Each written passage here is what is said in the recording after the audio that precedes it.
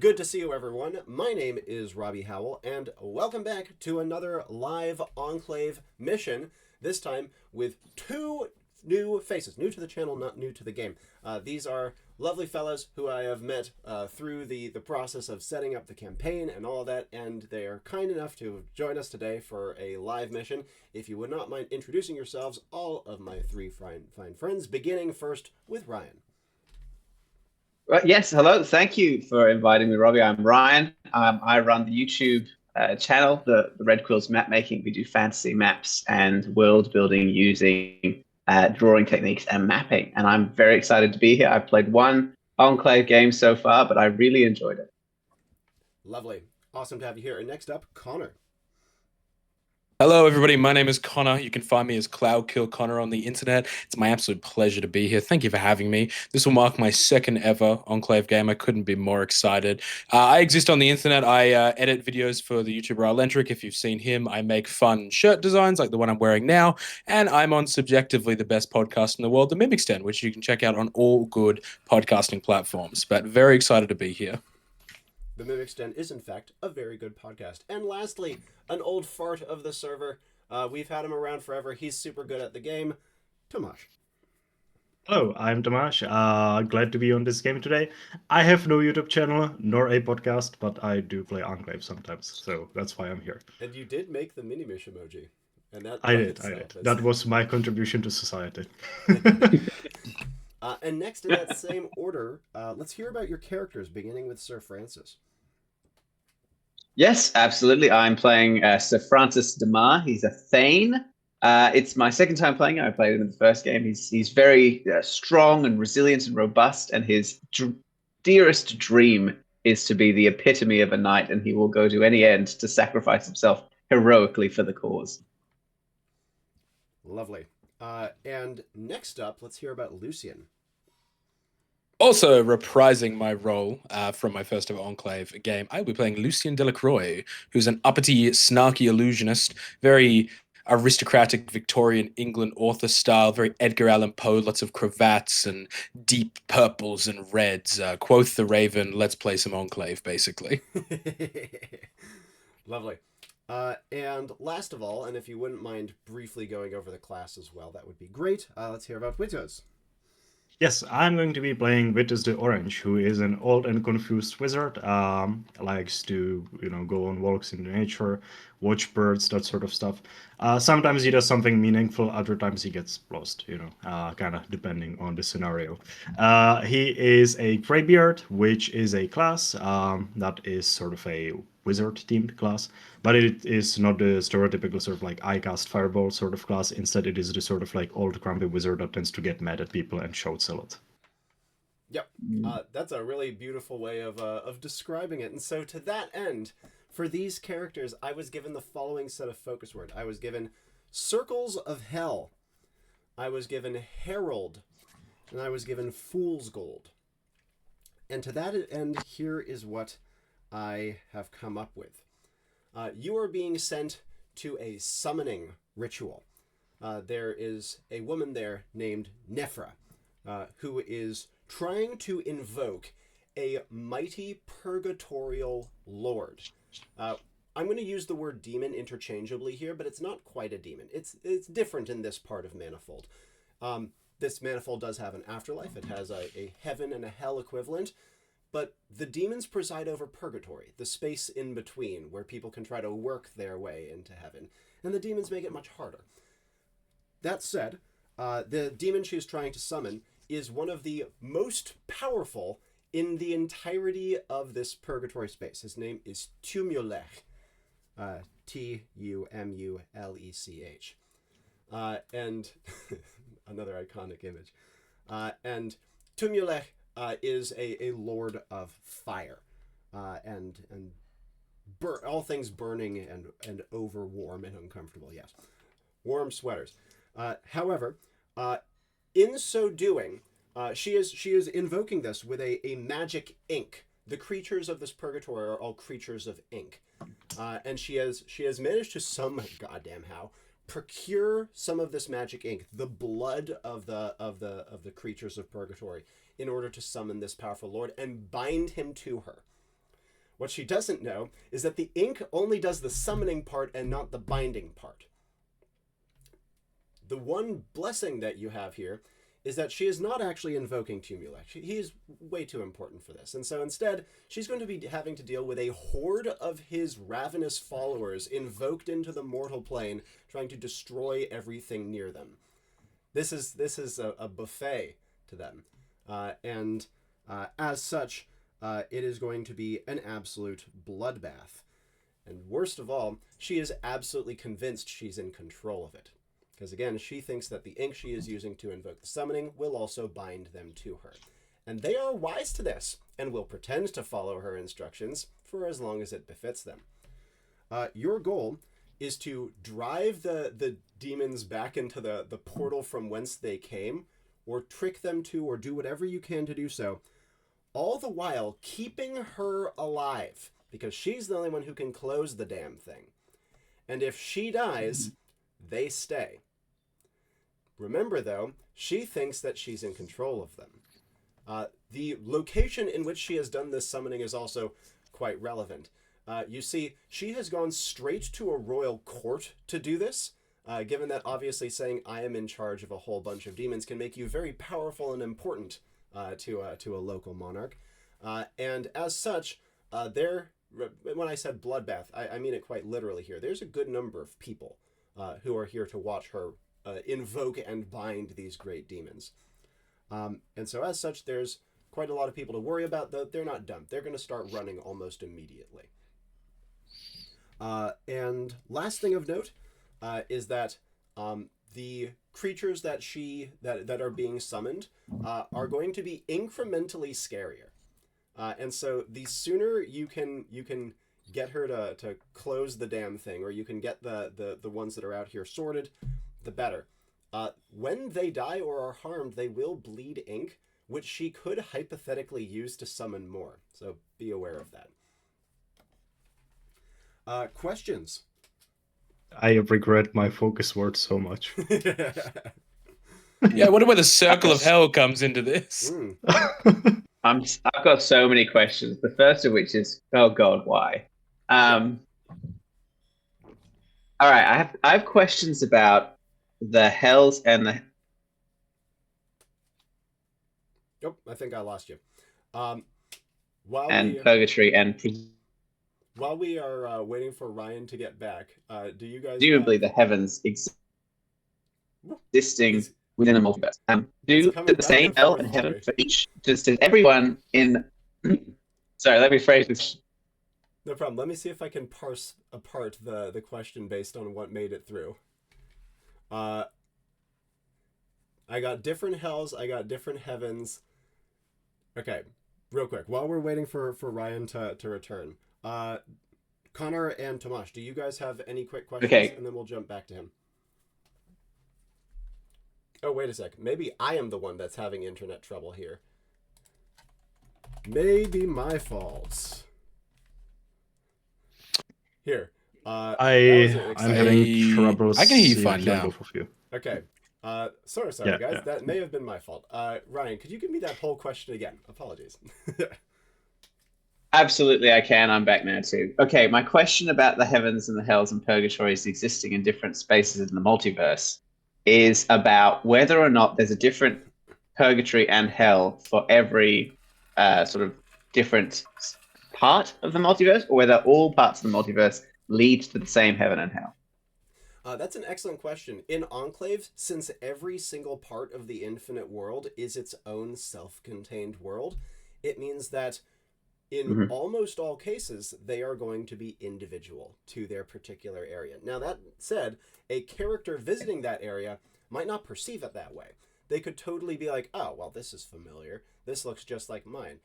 In the same way that the Greeks just kind of renamed all the local gods to Zeus because that's what they knew. And so you can absolutely extrapolate these local religious and faith-based setups to your character's own familiar knowledge. Oh man, am I dying again? Whew. I think it may be Discord's fault, yeah. Wow, I'm so sorry, guys. I did not know it would be such a rough day for tech today. Did you catch any of that? I got most of it there. I got most of it as well. It leads to my second question, if I can, Yeah. which is, do I know whether demons would typically be aware of whether or not they are in a purgatory or a hell, or on, say, the material mortal plane? Yeah, that's a great Do they question. have an innate sense and knowledge of that? These ones, the ones that you're dealing with here, probably will. The local purgatory that they are born from is a place with a very distinct atmosphere, shall we say? It would be somewhat unmistakable unless you were to do a massive amount to make the mortal plane reflect it. It's a good question. Any other questions from you guys? No, I'm all good. Nice. So I may have missed this in the mission statement because I was desperately looking for a piece of paper to take notes and I haven't found any. But our goal is to protect this person until they do what exactly? Until they choose to close the portal? Close the portal. Yeah, and that's going to be another thing you guys have to worry about is getting her to close the portal when she thinks she's in control. I will say, you can kill the demons. That's totally good. Perfectly fine thing to do. Though, of course, doing so will, give her more ink to work with. But until she closes the portal, more will come, incrementally more powerful. Okay. Quick question on that too. Right. Is, do we know what demons are, whether they're universally weak to something, whether they have specific weaknesses, holy symbols make them afraid, are they allergic to sunlight, that kind of thing? Yeah. So in this part of the world, demons are not considered evil. They're considered, if anything, like a necessary part of the afterlife because they enact purgatory, right? And so because of that, they're not repelled by holy symbols. In fact, many holy symbols are associated directly with them. But they're one of those things where you're not supposed to touch. However, in terms of their weaknesses, again, they are creatures of ink.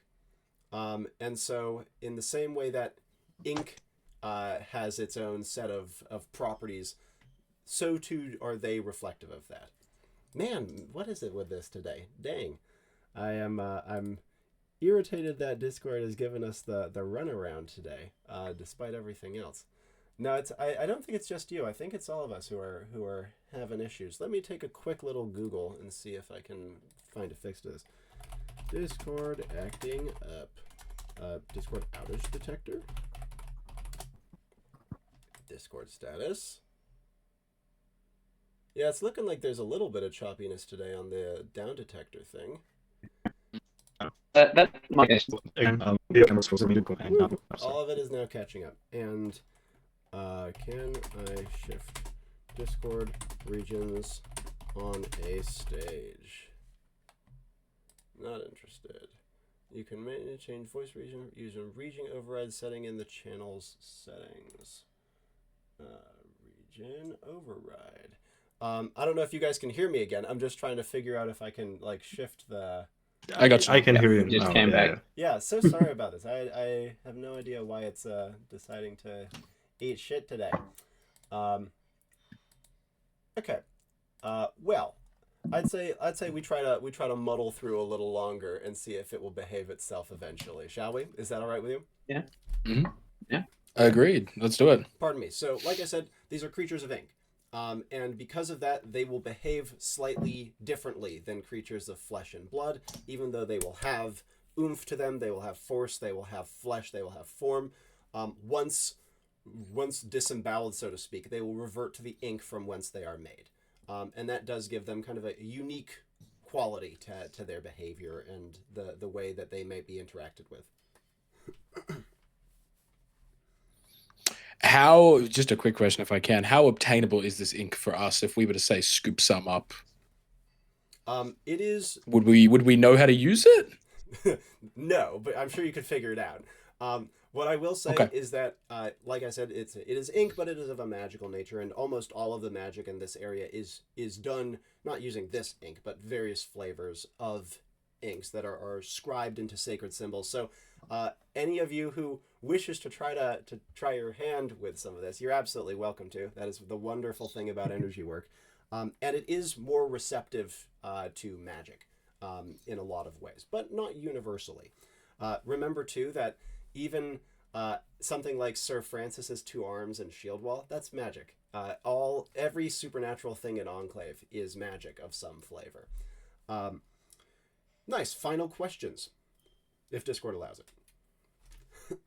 Nice.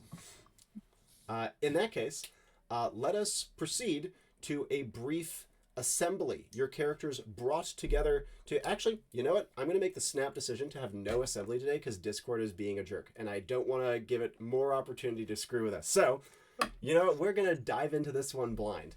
And even though your characters will know, like, they will have gotten, like, a briefing on each other. They'll know who they're working with. They'll have an image of who they're working with. They'll have a brief idea of capacities. They will not have yet met. But, of course, your characters will know everything that we have just discussed, including all of the Q&A. And sorry. Can I have one last-minute question, please? Yes, please. Can we go through the portal, and how dangerous would it be? Oh, great question. Answer, yes, and very. Okay. So, not recommended, I imagine. Yeah. The big thing that the Enclave would bear in mind is that the purgatory here is meant for the dead, and as such, it will be intensely inhospitable. But technically, you could enter. Okay. Great question, though. All of you are brought from your various corners of Manifold to Enclave HQ, a vast building at its center. It is beautiful, it is grand, it is sleek, it is decorated only in shades of gray. And led through this mighty structure, through its labyrinthine halls, you are each brought by a faceless attendant to a dark, small room with rounded corners at the ceiling and floor, and a single gleaming pad in its center. A disembodied voice would speak in each of your ears. "Agent, please take your place atop the telepad." And as you do so, you would feel your bodies begin to dissociate, a tingling starting in your feet, rising up through your legs, leaving them asleep in its wake. When it passes your midsection, your guts would churn violently, and then you no longer feel them. When the tingling passes your chest, your heart flutters, and you no longer feel it beat. And when the tingling passes your eyes, your vision explodes into ribbons of color. There is a buzzing in your ears. The world falls away, and then there is nothing. But as swiftly as it began, the sensation leaves. And you find yourselves standing on a beautiful veranda, like a great porch patio, overlooking a lovely dappled town at night below. Through the great curtains of the castle that you are standing outside of, however, you can hear terrified murmurings and tension cuts through the air. You are currently out of sight from your port-in point. You cannot see a single soul besides like a handful of small silhouettes down in the town below, who are most certainly not looking up towards you, and there is a high moon in the sky. Also, from the room through the curtains, not only can you see the shifting shapes of firelight, and you can smell, well, at least Lucien can smell with his high sensory stat, the faint smells of of sulfur and burning, but also you would be able to catch the like wafting snippets of what sounds like deep chanting in a woman's voice. Immediate actions upon arrival. We will begin, as we often do, with Sir Francis. As we should often do. All right, so Francis is going to test the air and note the sense of danger, and he's going to cry aloud and say, "Verily, evil and villainy is in the air, my friends." And he shall summon his steed, his barded warhorse, Cornelius, and leaping off onto Cornelius's back, say, "My friends, bearded mage and fancily dressed, also mage, I presume, I'm going to go and scout ahead, see what danger lies therein, and return hence with some information of import." And then shall scouting hence. gallop. Yes, quite. Yeah. Now the the porch that you've been summoned onto, this great veranda, is big enough comfortably for Cornelius, as is the entranceway with the curtain over it. And as you would trot your way through, you would find yourself on like the right hand side of a great like receiving hall, and you can see that already trouble is afoot here. Not only are the many courtiers and folk of this all kind of awkwardly gathered at one side, well away from the main rise where should stand the nobles that live here. But also, many of the guards have literally abandoned their weapons and are just trying to like body block people. You can see hands trembling, and you can also see at the far end the great. When you think of a portal, you usually think of it being like side along, like wall oriented. This portal is instead on the ceiling, and you can, as you are entering, you can actually see figures dropping down from it, deep crackling voices speaking in unknowable languages. But and you can already see a gaggle of maybe 10 or so demons that are circling around the woman at the center, who is wearing like heavily oversized scarlet robes, and whose head is completely concealed by what like looks like a medieval balaclava, for want of a better term, right? That said, the demons that she is summoning, as of now, do seem smallish. They stand shorter than humans, and while brawny and powerful, with great big mouths full of sharp teeth, and a burning smoldering in their eyes, and their back the color of coal, they are keeping their hands to themselves. That you can see that some of them are doing things like scratching at the floor with their fingernails to test the quality of the stone. Another one picking up a nearby weapon and kind of like bending it between its teeth to test its quality of steel. But all the while, the woman at their center continues to swirl her hands and chant and draw, with ink flowing from a small like pot at her side. Actions from Sir Francis before we jump back to the other two now that he sees this scene. He again is off to the side and is well away from most of the denizens of the court. Okay, you mentioned that the demons around the chanting figure, who I'm only going to assume is Nephra, are they advancing on her? Do they appear hostile from an immediate view? They are keeping their hands to themselves and seem to be body blocking her. Again, you were told that they aren't in any way under her control, but are being cooperative for now. Okay. The pot at her side, is it like a large pot sitting next to her, or is it at her belt, like a small ink pot? Excellent question. It seems as though, just taking a brief gander at her, she has a couple at her belt, which are small, and she has one at her side, which is large, a big urn that stands like as large as like a djembe drum.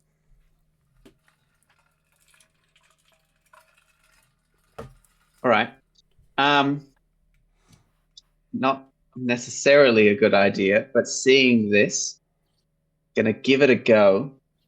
What I'm going to try to do is, instead of getting in the way of the heaving crowd with a horse, which is a terrible idea, and instead of trying to charge the demons, which I think might also be an equally bad idea before my friends get here, what I'm going to try to do is gallop Cornelius full pelt towards the chanting figure and try to grip her, leaning out of myself, grip her under one armpit and try to haul her from her current position. The intention of which is either to spill the ink that is in the pot, or to throw off her chanting long enough to falter this advance. And as you begin to gallop towards her, you can see that, the sounds of hoof steps inside of the receiving hall immediately turns eyes towards you. And you can see that the demons that she's summoned, these small kind of potato-shaped ones, their big grinning faces would break into enormous smiles, and you would see that their eyes light up, a heat emerges from behind their teeth, and they blast into flame as though they were coals that had been ignited, and they like cackle excitedly and leap into the way. And Cornelius, credit to him, he's a brave boy, but not ready for that. He rears and completely halts in his tracks. Before we go further with that, however, let's jump back outside to Lucien. Actions from him as Sir Francis declares that he is going to go and scout.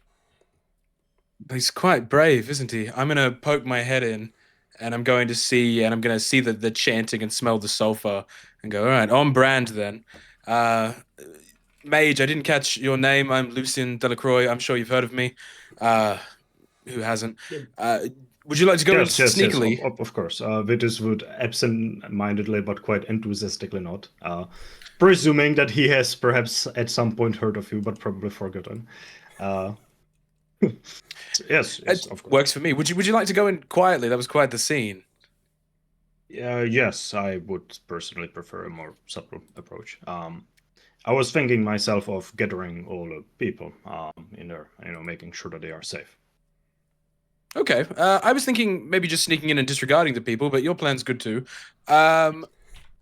I am going to pull out my little book, my little author's book that I write in. She's wearing like a kind of a medieval like balaclava, you said? Like she's cloaked? Like big black balaclava thing wrapped around her head, and she's wearing incredibly oversized scarlet robes that completely conceal every element of her figure. Beautiful. We wouldn't want to not be on theme. All good stories have a theme.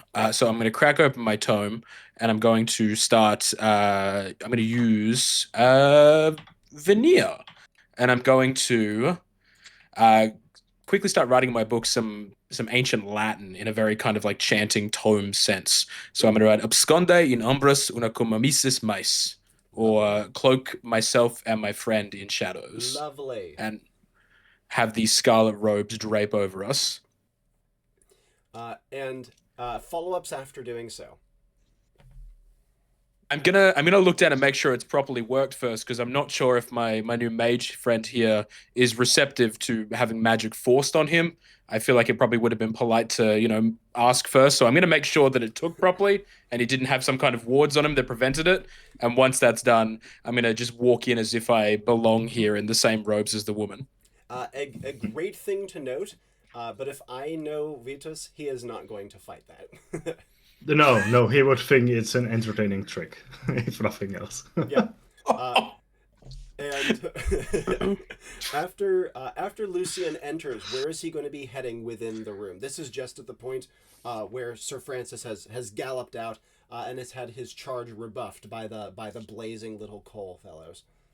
Are we in a royal court? You said. Is there any like any chairs or any kind of like spots where I could take a seat and just see what happens next to the poor barded warhorse here? Yeah, the kind of places of honor at the top of the room are all completely abandoned, with everyone like crunched on the far side closest to the exit so that they can get the hell out as fast as possible if they need to. But this would also put you pretty close to the portal. Meaning that you'd have front row seats, so to speak. Do you want to circle your way around and take a place of honor? I think I'll circle my way around and take a place of honor Nice. whilst the distraction's going on. And if I can get a little look at the little pot while I'm on my way there, just to see what's going on in there. Yeah, absolutely. And you can see that whenever she is gesturing and chanting, she is drawing ink swirling up out of the pot, waterbender style, for want of a better term. The ink itself, while it's dark in nature, there is kind of a swirling rainbow iridescence to it, kind of like a gasoline spill. But when it kind of like swirls up into the air and materializes in some strange symbol, it will then kind of like pulse in fire and then vanish away, as though she's like expending it to cast some strange spell. I'll look down at my quill and ink pot and go, well, I mean, it's cliche. You shouldn't do it twice. And I'll pop it away for now and take my seat and watch. And before we go further with Lucien, Wituz, other actions you would like to take after being given a disguise? Yes. Go forward. It looks like Lucien is intending to do a thing on his own, right?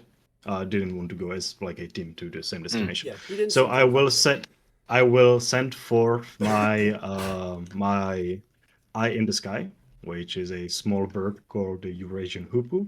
I will post an image in chat soon because super cute. It's an awesome bird. I have to share it. Ooh, that's the bird. And as it flies and scouts, I would like to observe the sort of like groups of people, whether they seem to be mostly in one destination, like mostly in one place, or if they seem to be like a bit more scattered. Yep. If there is someone maybe like leading some sort of a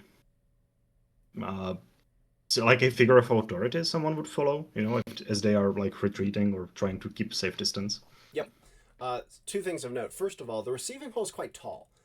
Even though the portal is at like normal ceiling height, there's a good deal more like open air beyond that before it hits the actual ceiling.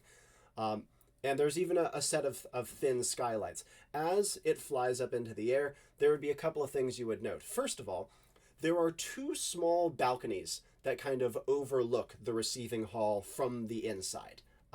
You know what I'm talking about, like one of those one of those internal overlook spots. On both of them, you can see a duo of armed and armored guards, each of which has a pair of crossbows, and they are just ducking down low and waiting. Second of all, you can see that in the main crush of courtiers that are, it's not quite a crush yet, thank God, but the big swath of people that are like huddled by the doors, they seem to be gathered in two groups. There's like the outer circle, which is defended by guards, who again are body blocking and mostly trying to keep people back. And then there's an inner circle super close to the door that seems to be where all the really important people are, as well as a couple of the more decorated guards, perhaps personal bodyguards of some kind. Any other details you're trying to look for? So, do most of the people seem like wildly uncomfortable with the situation, or do most of them seem like still trusting that this is under control? So it's kind of a weird duality between that. What is your spirit stat? It's pretty good if I recall. 3? I think like 4 pluses or something. That's 4? Jesus Christ. Can you confirm 4 pluses? Yes, 4 pluses. Okay, wow, yeah, you can get a lot out of that then. So here's the summary, right? While people do not trust her at all, she is doing what she said she would do so far. More importantly, they are incredibly scared of these demons. And it seems to be that the reason that they have dropped their weapons is possibly a combination of like, oh, it wouldn't do anything anyways, plus maybe oh, we come in peace sort of thing. That's a little hard. You can't quite muddle that out yet. That said, even though they don't trust her at all, they do have a strange confidence to them. Best way I can describe it is, imagine, here's one. Have you ever seen people who will watch like a skyscraper get demolished from a safe distance, even though it's dangerous? That. Yeah. It's too much of a spectacle to miss. You have to see it. And yeah, it's dangerous, but the experts told us we'd be safe, so we're fine. And in case the experts are chatting shit, we have the crossbow guys up high to shoot her in the head if things go south. So they're shockingly calm and confident, but still clearly nervous. But we know that her getting killed would essentially be a mission failure. Yes, it would. Because the portal is not getting closed. All right. That is a problem. And just like looking at the guards above, those seem to be stationed there specifically to take care of the sorceress, right? Not for the wizards. Sorry, for the demons. Yeah, absolutely. Okay. They're all staying very low. They're making sure they can't be seen. They have their crossbows loaded at hand, and you see it. You can tell just by looking at their faces. They're just waiting for the word. Tell me to take the shot. That sort of thing. That is very problematic. Okay. I assume it would take a lot of time to get to the sort of like balconies above, right? You have no idea how you even would. It's probably like an internal staircase that leads out of the room. Yeah, It's not obvious how you'd get up there. Yeah, like it would take minutes at least, probably. Right? For me to even figure out how to get there. Oh god. I guess in that case, if I'm not being stopped by any particular demon, I would just make my way towards the crowd and try to talk to a person who seems of high rank, but also ideally a bit smarter than all of those who are here to watch just out of morbid curiosity. Yeah. Also, I do have the Wedgered Cloak on, right? And I Yeah. think Wituz is deep in thought right now, so his walking speed should be greatly enhanced. Yeah, as Wituz like crosses the room like surprisingly fast, a scarlet shadow kind of hugging the wall. As he would approach, one of the body blocking guards would hold up two hands and say, "How now? Who goes there? Are you one of Nephra's team?" Something like that, yes. An independent observer, you could say. And he frowns and narrows his eyes slightly, and he says, "Then why bear her livery?" Well, you would have to ask my other colleague. Wituz did not think that far ahead. I think he would very obliviously just nod towards him, though. But be not worried. We are here to make sure that this situation does not get out of control. You can feel mistrust radiating off of him as he says, "Thank you." Wituz is going to very casually take his pipe and head it to the guard. Of course, the smoke already coming out, right, with the calming property. He looks extremely nervous about this and doesn't take it, and yet he does breathe in some of the smoke. You can see it's not immediate, but he does slowly start to detense as he says, "Independent observer, eh? Indeed. There's much to observe. It's momentous.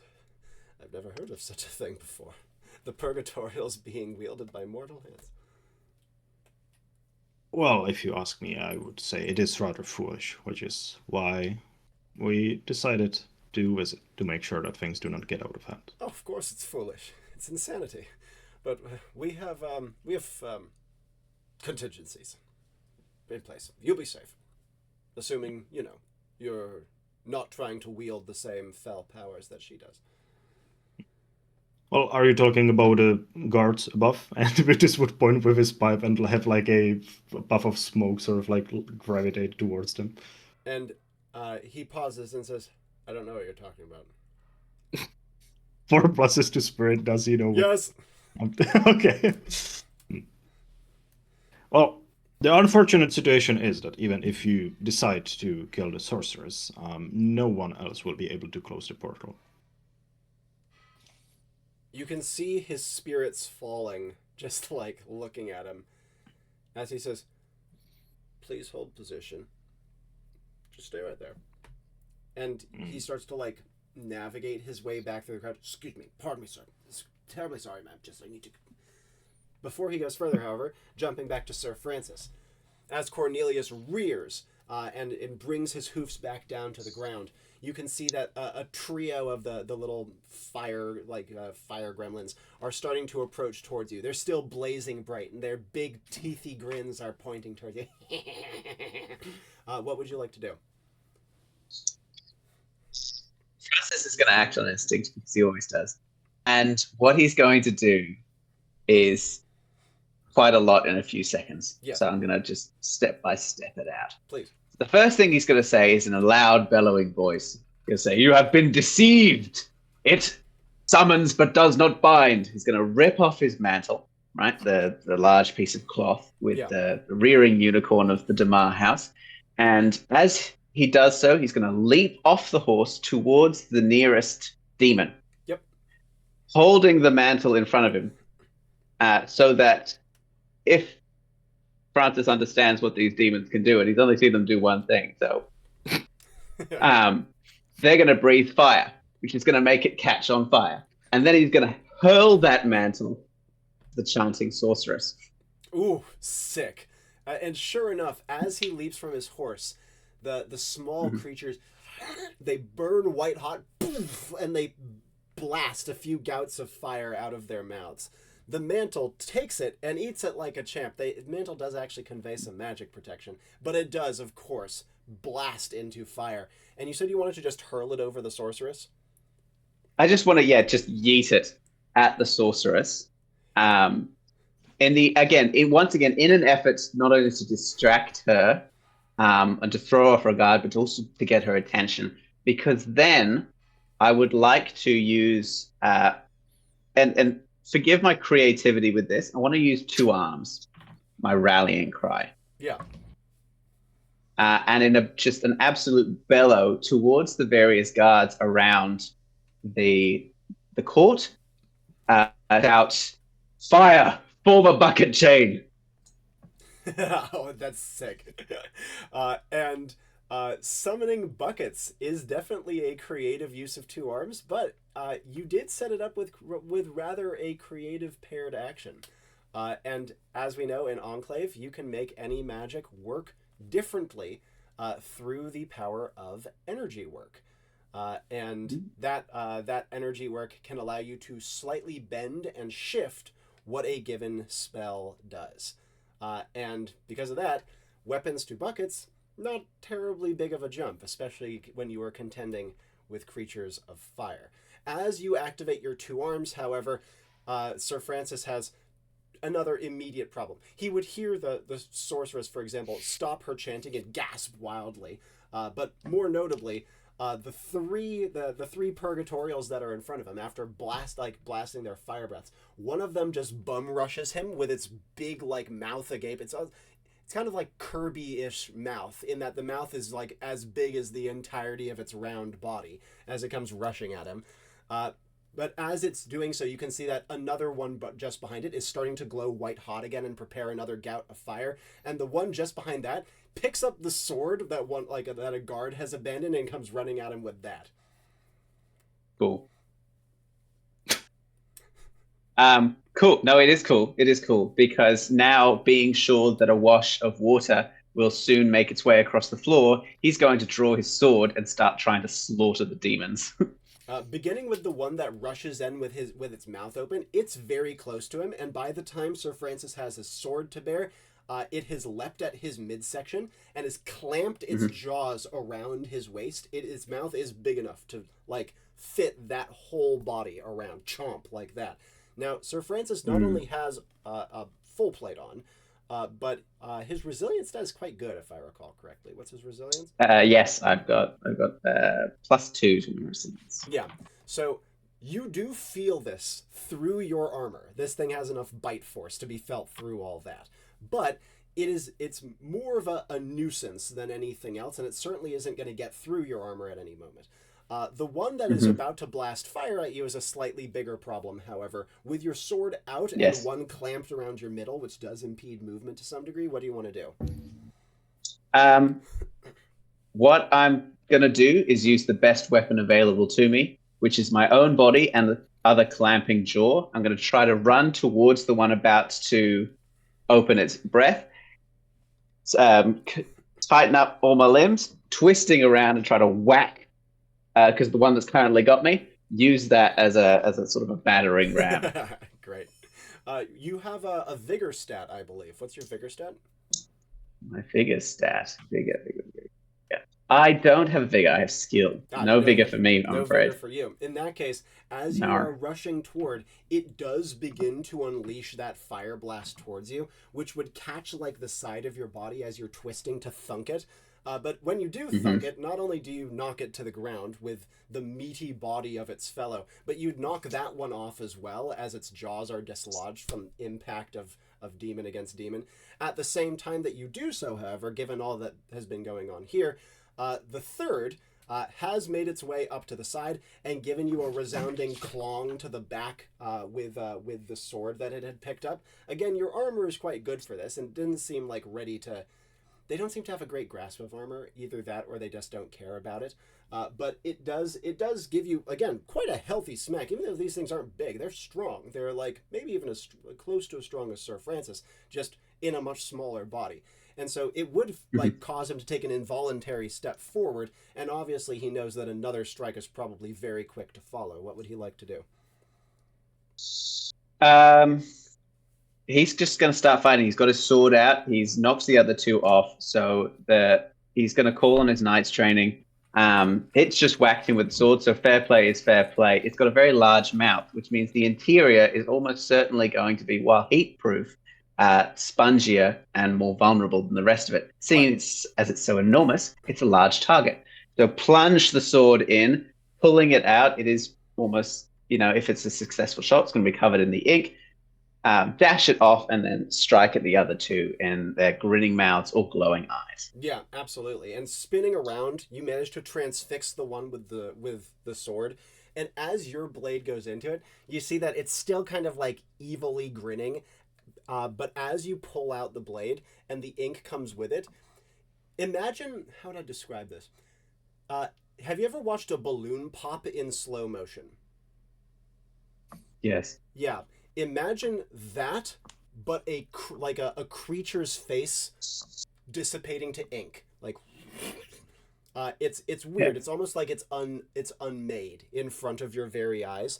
And when you kind of flick your sword away, the ink that is dripping from it, it's almost like it's moving at half time. Like, it comes off your sword slower than it should, but it doesn't feel unctuous or gooey. It just feels like it's moving slower than everything else. Yeah. And it like hovers through the air and like drips to the ground slower than it should.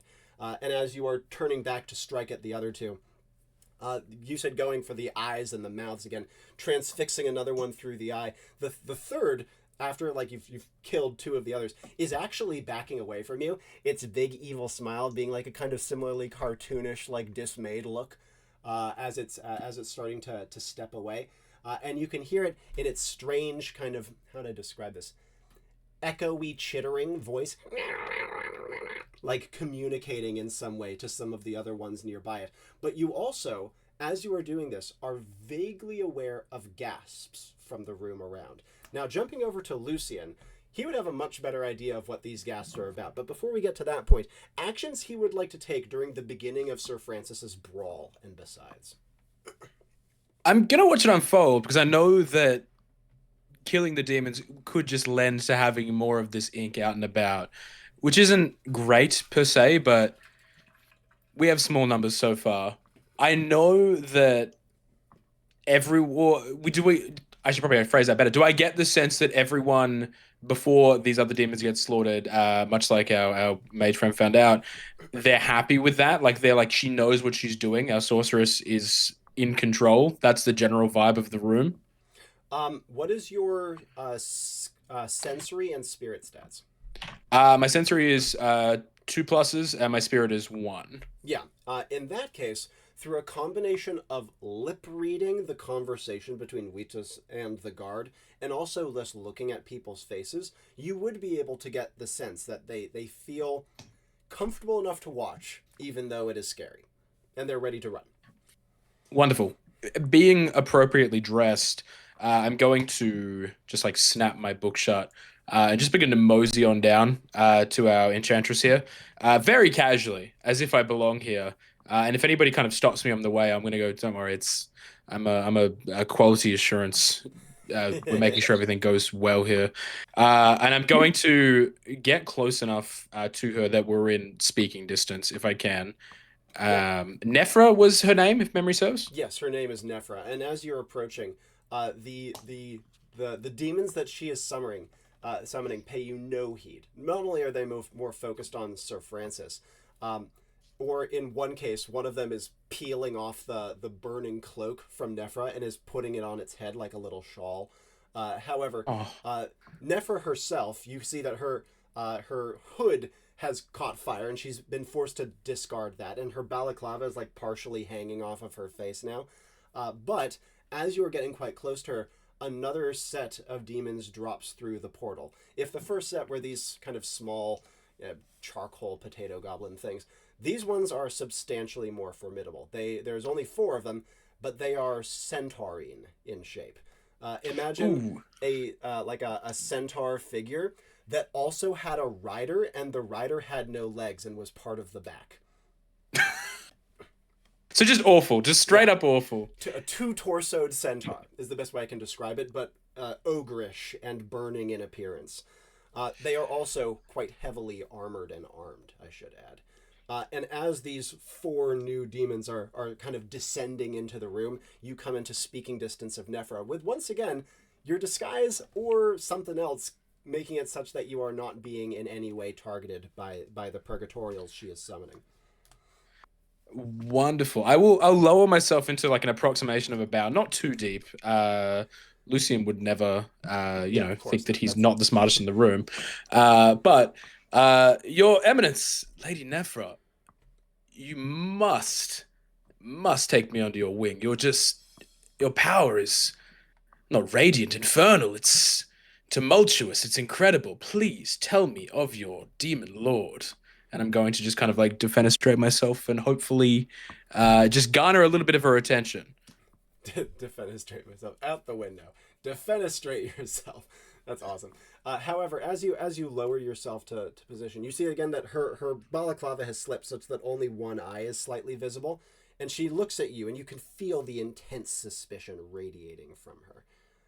But you would, after a moment, hear her voice. It's kind of like dusty, almost chainsmokerish, as it comes out from below the balaclava. She says, "I'm somewhat occupied." Can I be of any assistance? And I'm gonna like hold up my book and my little quill here. Perhaps you can give me a task. And you can see that her narrow eye, you do catch the faintest glimpse of like a gleam in the depths of her eye. And she says, "Well, perhaps there's something for you." And she would quickly, with ink, trace a symbol in midair. It's vaguely, imagine like a circle that makes it like 80% of the way through the circle and then hooks in with a jagged spike. Like a G that was done in a very metal font. But as she shows it, she says, "Let's see how you are with that quill then. This in the ink." And she gestures upon the floor and she says, "Around us at 6 points." All right, let's give it a crack. I will scoop up a hefty amount of the ink, and I'm going to transfer some of it to my ink pot if I can. And I'll start the process, but I'm not going to follow through all the way. I'm going to see how this Sir Francis situation plays out first. But I'm going to get maybe 3 points in and just see how things are tracking. I would just like to be close to the action. A couple things that Lucien would note. First of all, when he kind of like scoops up a handful of the ink and pours into his pot, obviously when you touch liquid, your hand's going to be wet for a while, right? No, not so here. All of it spills off immediately and leaves your hand completely dry. Though again, it feels like it moves at half speed, but even then it leaves your hand dry. Second of all, when you would dip your quill into it, you would feel the quill become warm. Third of all, as you scribe the symbols upon the ground, it would seem like the ink takes to the stone in like the stone tiles of the floor in a way that ink absolutely shouldn't. It feels excited to come out of the quill, for want of a better term. And lastly, the moment you scribe in the circle, you feel warmth kind of radiate from it. You can feel it almost like you're standing over a stovetop.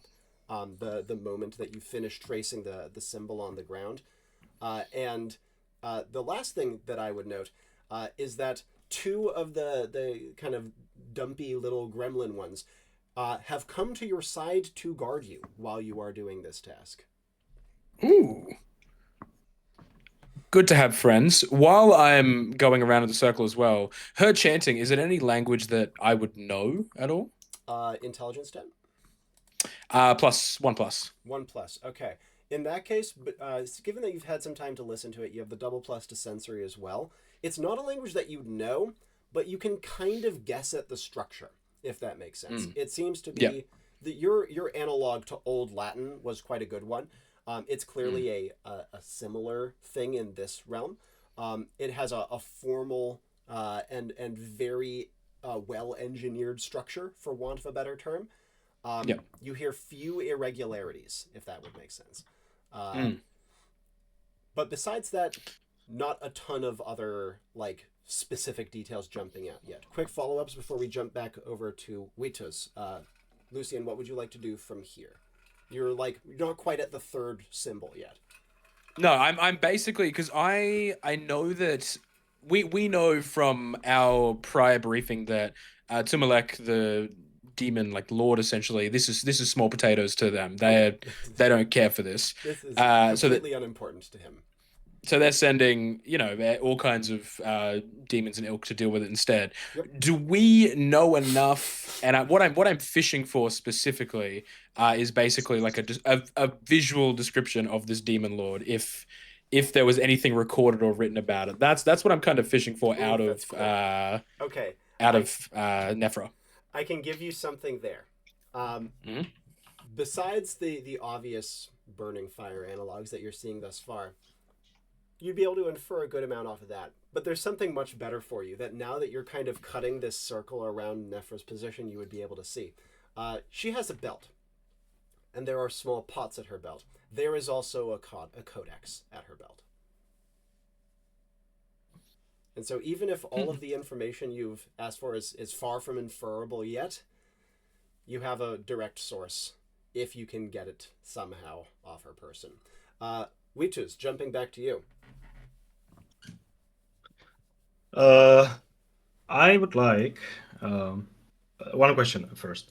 The guard I have spoken to, I imagine he would have noticed that I do have a bird with me, right?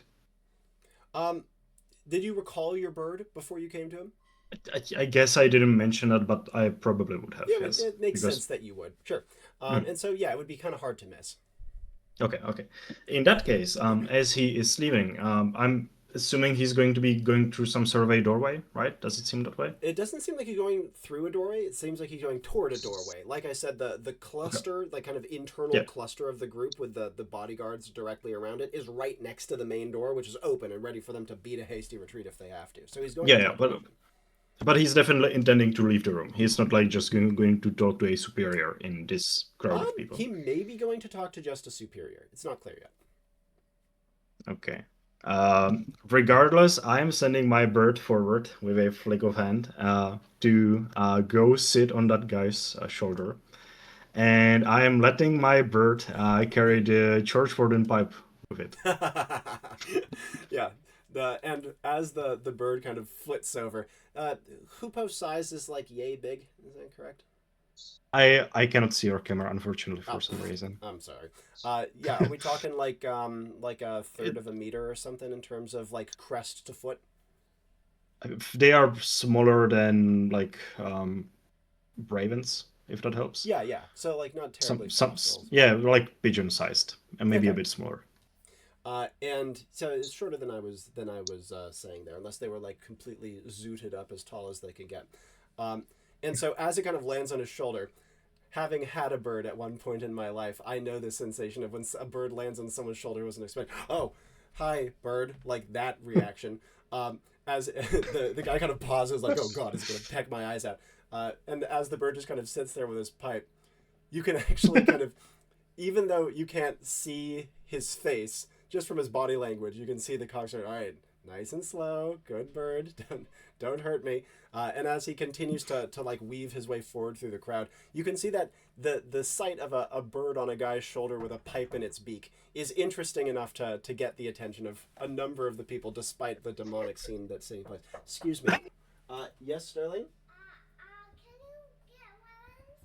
Could you please ask Nai to grab Wayland? I'm in the middle of a recording.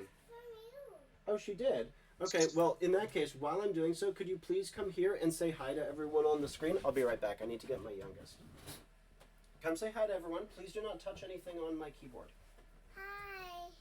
Hello! Oh. I'm not seeing the camera, so I'm just assuming someone is there. I'm not seeing it either, but hello.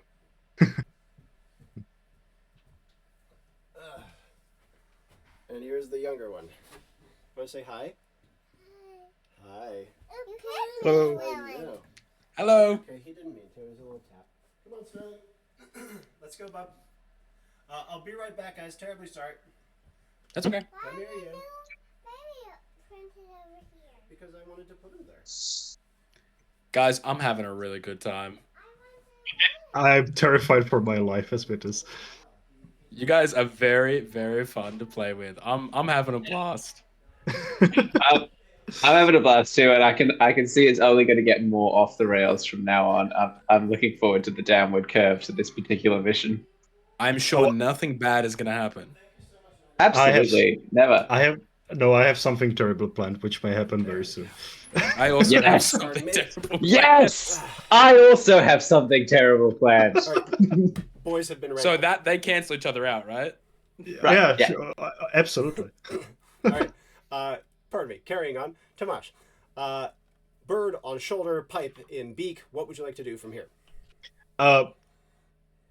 I guess this is not necessarily. I'm not the user anymore, but the bird has been trained by me, or at least we have some sort of a spiritual link. So, as the bird is holding the pipe, can the smoke be like going towards the upper balcony, like guiding the guy? Oh, I see. Yeah, I'm all right with that. Okay. That's cool. Perfect. And I mean, I was told to stay here. That guy definitely didn't want me to like enter the actual crowd, right? I think he would be like afraid for safety of some of the like courtiers or something. It's at this point, however, that Wituz would hear a gasp go up from the crowd. Not only that, but he would also hear Sir Francis's call. Water buckets ready, and many of the guards that have their weapons down would have these great like casks of water kind of like appear in their hands. What? But more notably, the gasping is not because of that. You would hear, his sword, look, he killed one.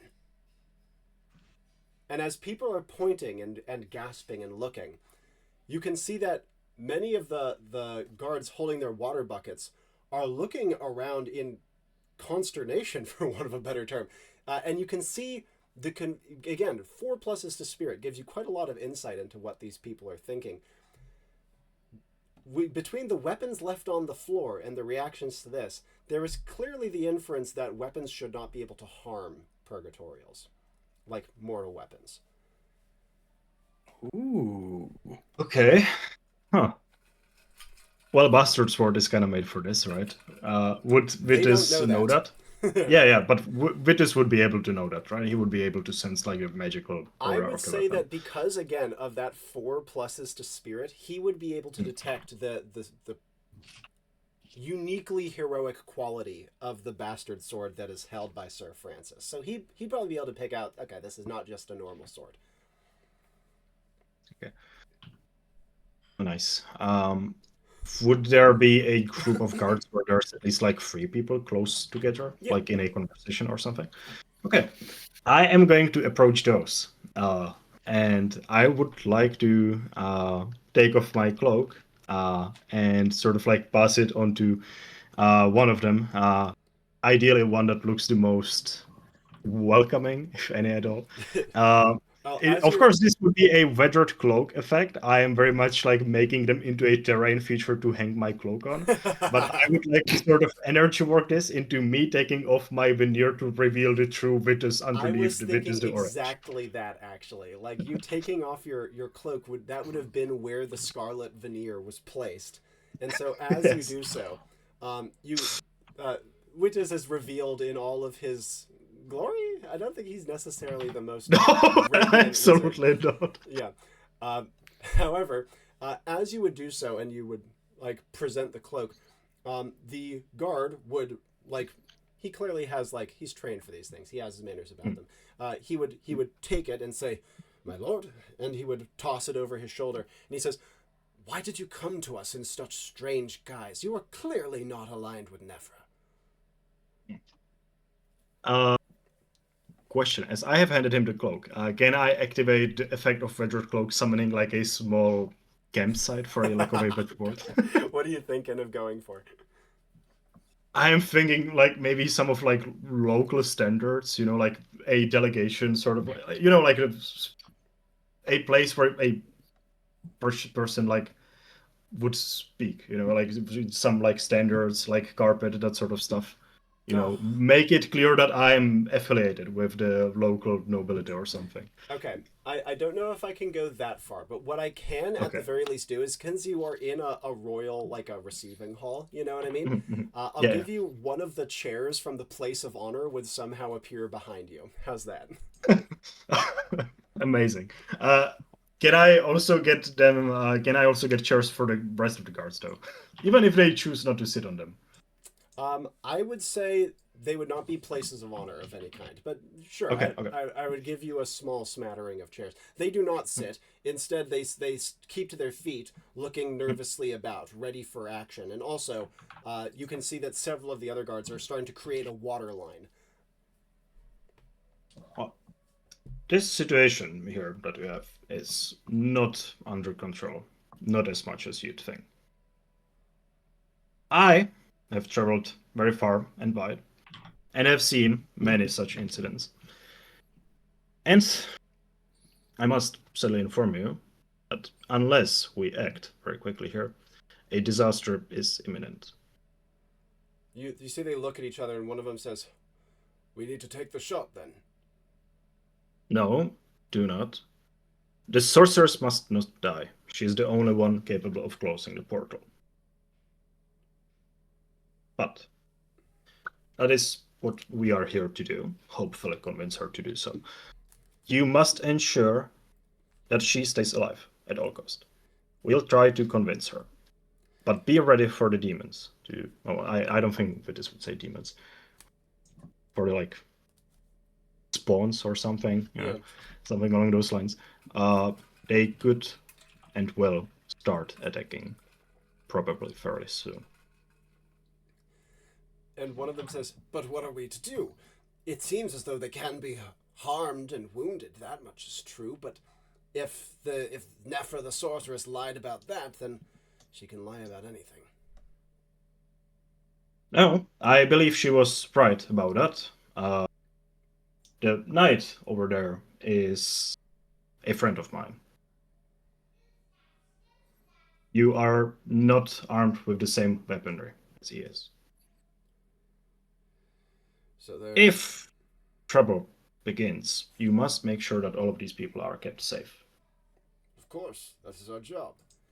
Yes. But be ready for it, because it is only a question of time.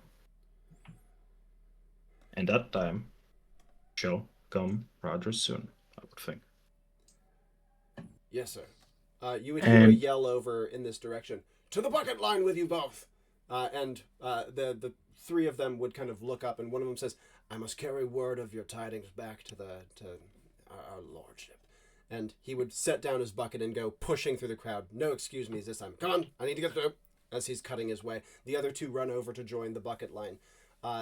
As they are doing so, you can see that the incremental fires that have been generally lit on many of the fine tapestries and carpets and other things about the room are quickly being doused. But so too, several of the bucket-toting guards are trying to position themselves close enough to Sir Francis that in case he needs them, they can like chuck some water on him. Given that, even though he isn't wearing anything quite as flammable as his mantle anymore, he could still absolutely be set ablaze. Not only that, but his rallying cry clearly has directed more eyes towards him. Not to mention, he's the most overtly heroic looking out of all of you, and actually killed some of the things. So he's definitely being a source of perhaps comfort. Finish up with Wituz, and then we'll jump back to Sir Francis. What would Wituz like to do from here? Check the balcony. Whenever there is smoke rising from it, signaling that the guard is there with my bird. Mm-hmm. Yeah. And looking up, like 1, 2, 3, 4, 5. There it is. And you can see that on the left-hand balcony, you can see a little wisp of your smoke. Okay. I want to. Wituz is going to like lean back in his chair that he has now. I don't think he would have like sat down as he was talking to the guards, but he would sit down now, close his eyes. It would probably look like he's napping, to be honest, and he may very well be. But I want to be checking through the eyes of my bird, right? Hear what is being said or see what is being done up there on the balcony. You can see the hurried exchange between the guard who's come in and the two with the crossbow. You can see them looking crestfallen. You can see them gesturing. You can see one of them kind of signaling across to the other balcony. The guards over there kind of pop up their heads to see what's going on. And so clearly the message is being relayed, but you can also see the panic in the faces of the guards with the crossbows. This was their release valve. This was their backup plan. Yep.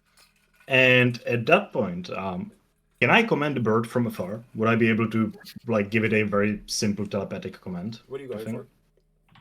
I would like it to fly towards the other balcony and start pecking at the door. Okay. That's an interesting one. I'd say if you want to go a pure telepathic command, I'd want a pretty substantive paired action, but you can also throw your voice. Yeah, that was the other option. Yeah. Absolutely. I think Hupus would have excellent hearing for this sort of thing. So as Wituz is napping, he's going to be maybe tapping his foot on the ground before he actually falls asleep briefly. And I would like to throw the voice, or rather the tapping of my foot, towards the door. Make it sound like insects, glowing at cool. from underneath. Yeah. And given that the feathered cap allows you to almost perfectly impersonate natural noises, that is the exact sort of thing that could make a hoopoe be and sure enough, after maybe another 5-10 seconds, you would see it flit across from one balcony to the other and start to peck eagerly at the far door. Your pipe Amazing. Would fall from its beak in the process. Quick thing from him, and then back to Sir Francis. Yeah. As it is falling down, can I have the smoke ascend and fly I don't want to say forcefully, there's no actual force to the smoke, but hurriedly towards the door, pushing against it? Ooh, that's an interesting one too. Paired action for that? I have none, but I will think of something. Yeah. Let's jump back to Sir Francis then. Mid-fight, we rejoin Sir Francis. He's already killed 2, a third is retreating from him. The ink splatters the floor about him and drips off of his blade. But before him, he can see that the remainder of the Purgatorials are kind of pulling together, body blocking Nephra. And it would be at this point that he can also see the strange two-torsoed centaurian ones starting to descend down from out of the portal. And these ones are substantially bigger and more threatening. They stand as tall as you would atop Cornelius. The other thing you would notice, however, is the calls of the guards and the sloshing of water as they put out the fires that are being started on the carpets around you. Actions from Sir Francis from here. I'm going to preface this by saying that we've already established that Francis knows what his function is in any group dynamic. If there is a magic user or someone even remotely more intelligent than he is the big heroic distraction, and they are the brains behind the operation. So although he hasn't actually done what he said he would do and returned with information, having scouted, he also has a rather large problem directly in front of him, and he doesn't run away from things like that. So what he's going to do is he is going to do his very best to get the sorceress's attention and say, sorceress, you have been deceived by these demons. Evil and villainy lurks upon the air. You can summon but not bind them. Close your portal and end this folly. And then what he's going to do is he's going to let out a war cry. Yeah. And just run towards the smaller ones, hoping to take them down first before tackling the big demons. He wants everyone's attention on him. And what is his vitality stat? His vitality stat is he has one. That's actually something. That is better than I anticipated. And because of that, despite the chaos of the room, his voice would cut through to Nephra enough for her to, again, her only one eye is revealed. She would cast one eye his way. I believe he has a plus to spirit. Is that true? Got a plus to spirit? Yes, he does. Yeah. And because of that, it's not hard to read the contempt in that look that she sends his way. However, as she looks away the moment after with kind of a toss of her head, he feels not only entirely snubbed. Is he going to dive in among the remainder of the small Purgatorials and try to deal with them? Yes, he will. That's entirely his plan. He wants to make himself the biggest threat so that everyone's attention is on him. And as he goes forth, he can see that there's two responses. There's maybe like a troop of 5 in front of him. That kind of, as he advances, a few of them kind of step back. 2 of them start trying to like build up fire breath to blast at him. Another 2 kind of, even though they're clearly intimidated by him, they actually muster a step forth or so, bare their teeth and kind of gnash their jaws, and one of them just bolts. It has absolutely no interest in dying. That said, he would also hear the hoofbeats behind him of Cornelius, kind of stepping up next to him, seemingly having beaten his initial fire spook, and ready to get back into the fray. How would Sir Francis like to advance, and what sort of strikes is he going to take, if any, yet? I have no reason to think that Cornelius, as a horse, could do any damage to these demons, because it's the bastard sword, which has a lingering sort of magic to it that I know. They were saying having that there's wielded. no weapons, and Cornelius is admittedly not a weapon. You've heard the phrase "no weapons" a few times. All right, here's what I'm going to do. Again, he does want to be as big a threat as possible, and a warhorse is pretty threatening. So he's going to leap up and charge towards them. Rather than large sweeping strokes, he's going to stab at them. Having observed the first demon dissolving around the stab, it means that they won't present bodies as cover. They'll just disintegrate immediately. So if he stabs in a flurry while they're all crowded together, there's a very good chance that he won't have any issues of them cowering behind one another. And this time, once again, they would kind of like try to ignite themselves and try to scare Cornelius. But this time, Cornelius does not rear. He plows through them and sends them sprawling. More notably, even though you do not see any die to Cornelius's hooves, and Cornelius's hooves are very capable of killing, they are still knocked around.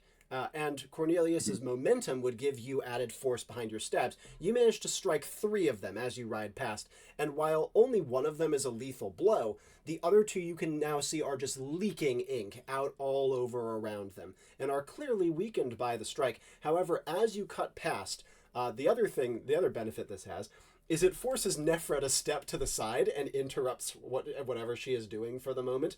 You can even hear her give like a as you pass by, annoyed at being interrupted, and you would appear on the other side of the circle. You would see quite near to you another like scarlet cloaked figure scribing symbols upon the floor, but you would recognize the quill that he holds as that was held by Lucien. Cool. Having noted that, great. He no longer needs to return and tell them how his scouting mission has gone. They're probably already here. Nothing gets by you. In which case, the best thing he can do is keep everyone's attention. So having drawn some blood from them, he will try to goad the sorceress further. Having heard her annoyed noise from nearby, he'll gaze down at her from the warhorse and he'll say, foolishness and folly and arrogance are your domain, sorceress. Show me your command of these beasts. Show me what they can do. And then I'll turn back to them and I'll say, you yellow-bellied, lily-livered cowards, fight me if you dare. And then he'll trot Cornelius around and try to lead them on a little bit of a chase whilst yelling insults at them. And as he does so, he can see that the small ones are like gnashing their teeth and hurling insults in their own language back at him.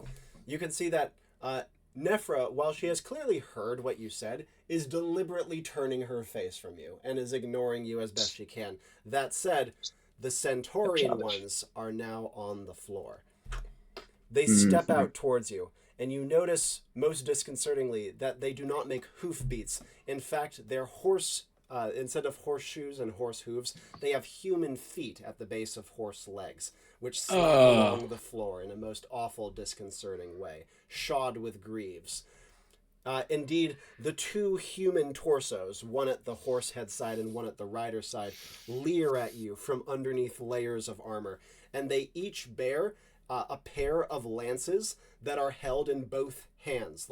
So the right hand of each torso would be holding one part of one lance, the left hands of each torso would be holding one part of another lance. So it's like 2 sets of arms are delivering the lance thrusts for each. And 2 of these great centaurish creatures would kind of come slapping across the floor, not at speed, but just kind of to stand in your way. Their twin heads leering at you, and their barely visible mouths distorted and disfigured with yellowing sharp teeth, chattering insults in a deeper, guttural version of the same tongue. Cool. Good. All right. Having gotten a little bit of different distance between myself and the sorceress and the bequilled robed figure who I can now assume is probably Lucien. Yep. Either that or they've killed him and taken his pen, in which case I've got bigger problems.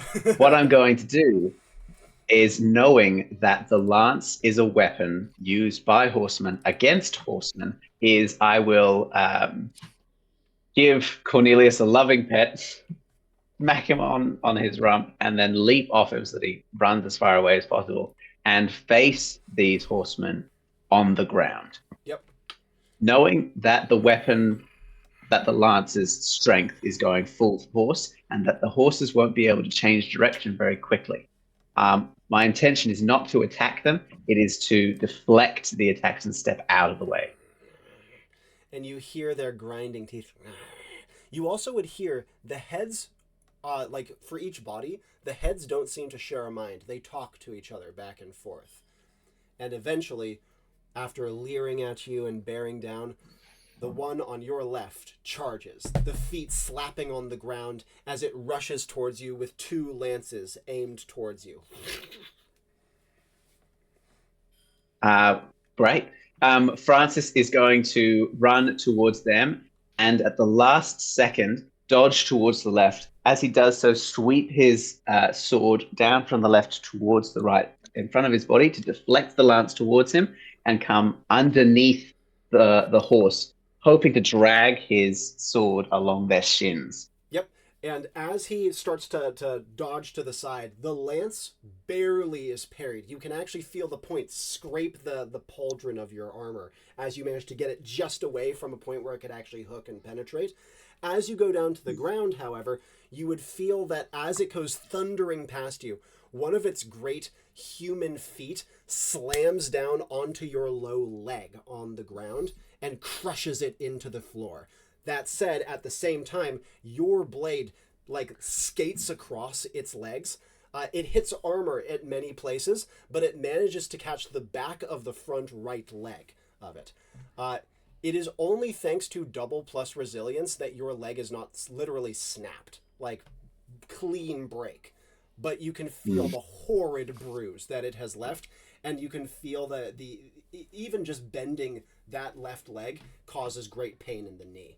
Immediate follow-ups as the centaur rushes past you, you can hear a great kind of emerge from it as it feels the wound that you've bit into that one leg, and it's now limping too. That said, immediate actions, because now you have the one that you've wounded on one side and the fresh one on the other side that could charge at any moment.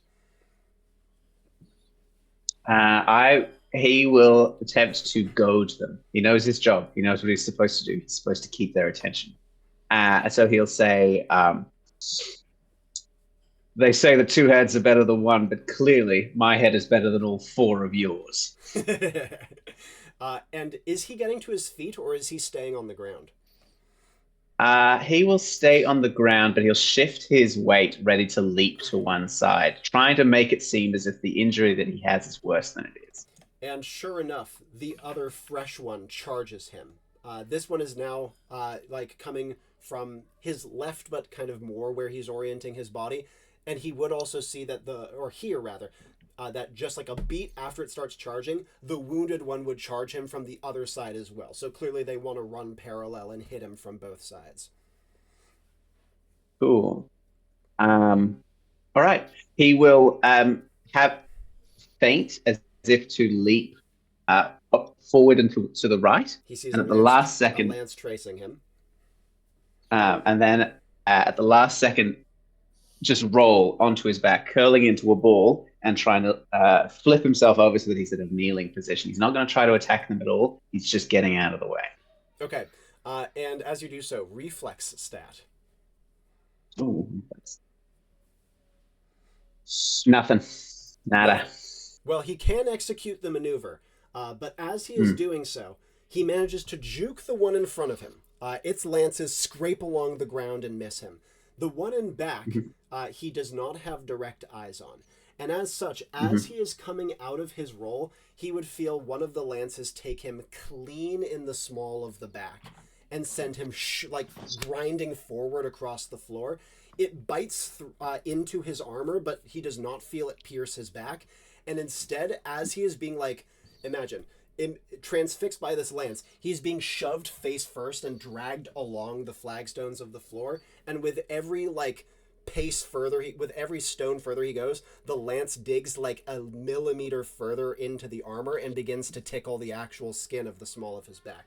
Actions he would like to take, he is surrounded by the cacophony of his own metal armor ringing in his ears as it's being grinded against the stone. I don't know how the bucket chain is going. Can he summon another ability? Which one is he going for?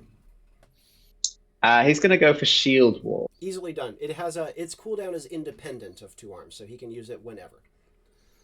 All right, he's going to create a shield wall, and the timing would have to be fair. Actually, he's moving, so it wouldn't be that difficult. He will create. He's on his back. Oh, sorry, on his front, on the floor. He will create the shield wall behind the lance and in front of the legs of the centaur. Yeah. So that it hits the wall and roll. He'll just roll out of the way at the same time. Yeah. What's going to be his paired action to initiate the shield wall? Oh. Can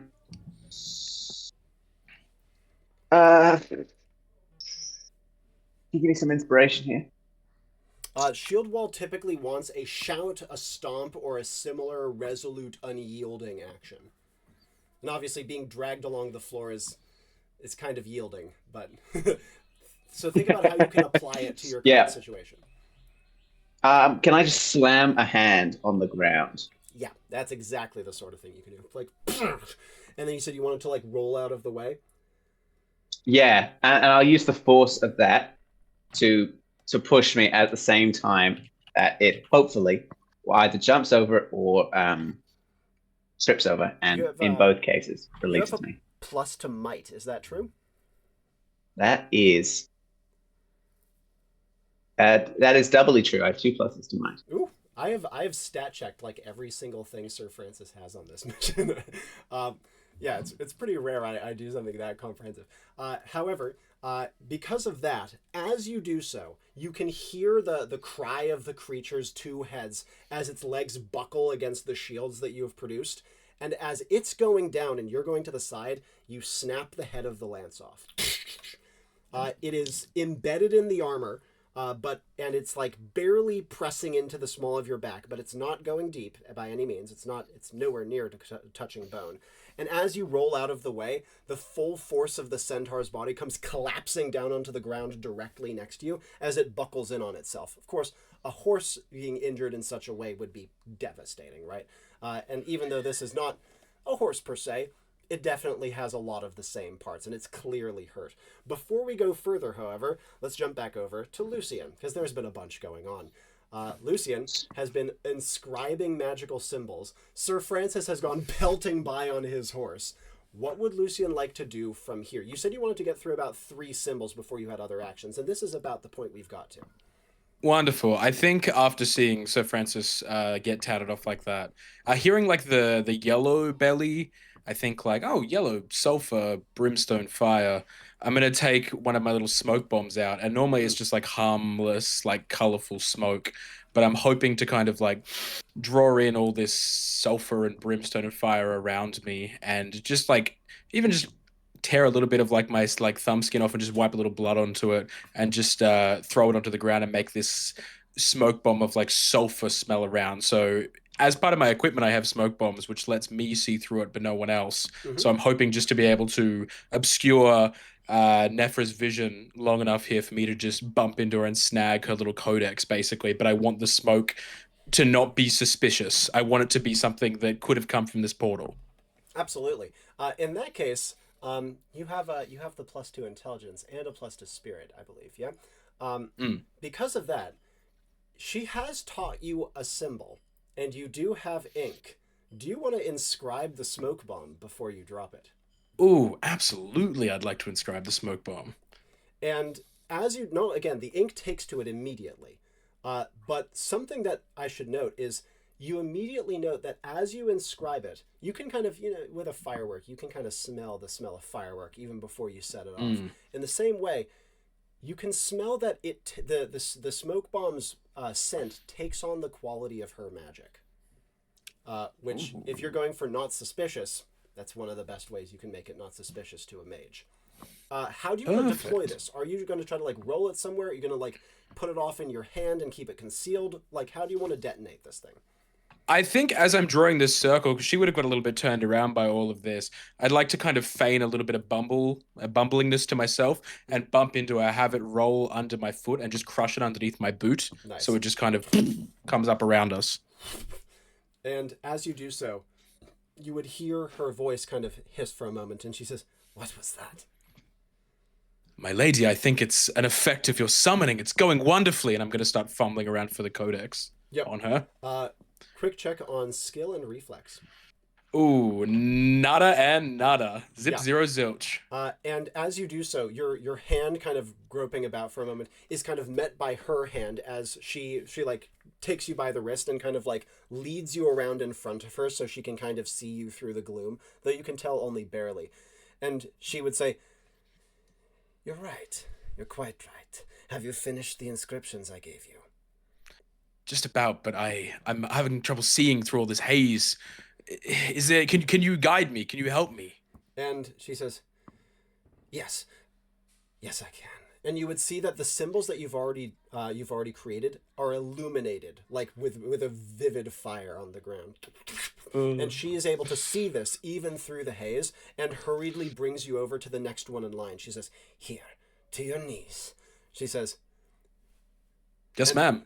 As she does so, you would feel that as she sets you down to the ground, she would also set one of her feet to be like, how do I describe this? Such that she's almost like keeping your leg in place, so that she can feel you in the midst of all the smoke, because she can't see you anymore. And she says, "Set the quill to the stone, and from there," she says, "you will feel it eager. Ensure that as it rushes forth, you direct it, you guide it. It is not ink in the way that you know it. It is pumping blood that wishes to spurt from a wound." Oh goodness. I mean, I don't. I don't want to throw her off, so I'll continue. I'll do it very slowly and very dramatically, if I can help it. But if while I'm doing it, if I can, I would like to use viewpoint. One of my other abilities there. So seeing the world through the eyes of a chosen target, and I can choose specific objects or beings to hide from their senses. Yep. My paired action from this will be, because my quill isn't anything special. It's a very standard kind of quill there. So as I'm pushing down and forcing this magic through with this ink, I'm going to snap the quill in half, just push my thumb on it a little bit too hard, and just cause myself to just bleed a little bit into the ink, and then I'm just going to wipe my own eyes with it as a paired action to try and use viewpoint and see through her eyes briefly and obscure myself through it. That's an awesome paired action. I love that Thank paired you. action. And as you do so, of course, she is touching you right now because she's trying to make sure she knows where you are in the haze. And so because of that, you can obscure yourself besides that leg. She won't be able to know what the rest of you is doing, but that leg needs to be still. And if you move that leg, she is going to know, and the blanking will drop. And so this, without being able to move that one leg from a kneeling position, what are you going to do? Oh, I'm in an awkward position to try and reach around from this codex, aren't I? It's quite awkward. Do you want to try to at least like get up into like an upright kneel? If I can, just without moving that leg, I'll try and get as close as I can as possible. But if I feel like there's that point of tension, I will stop. Yeah.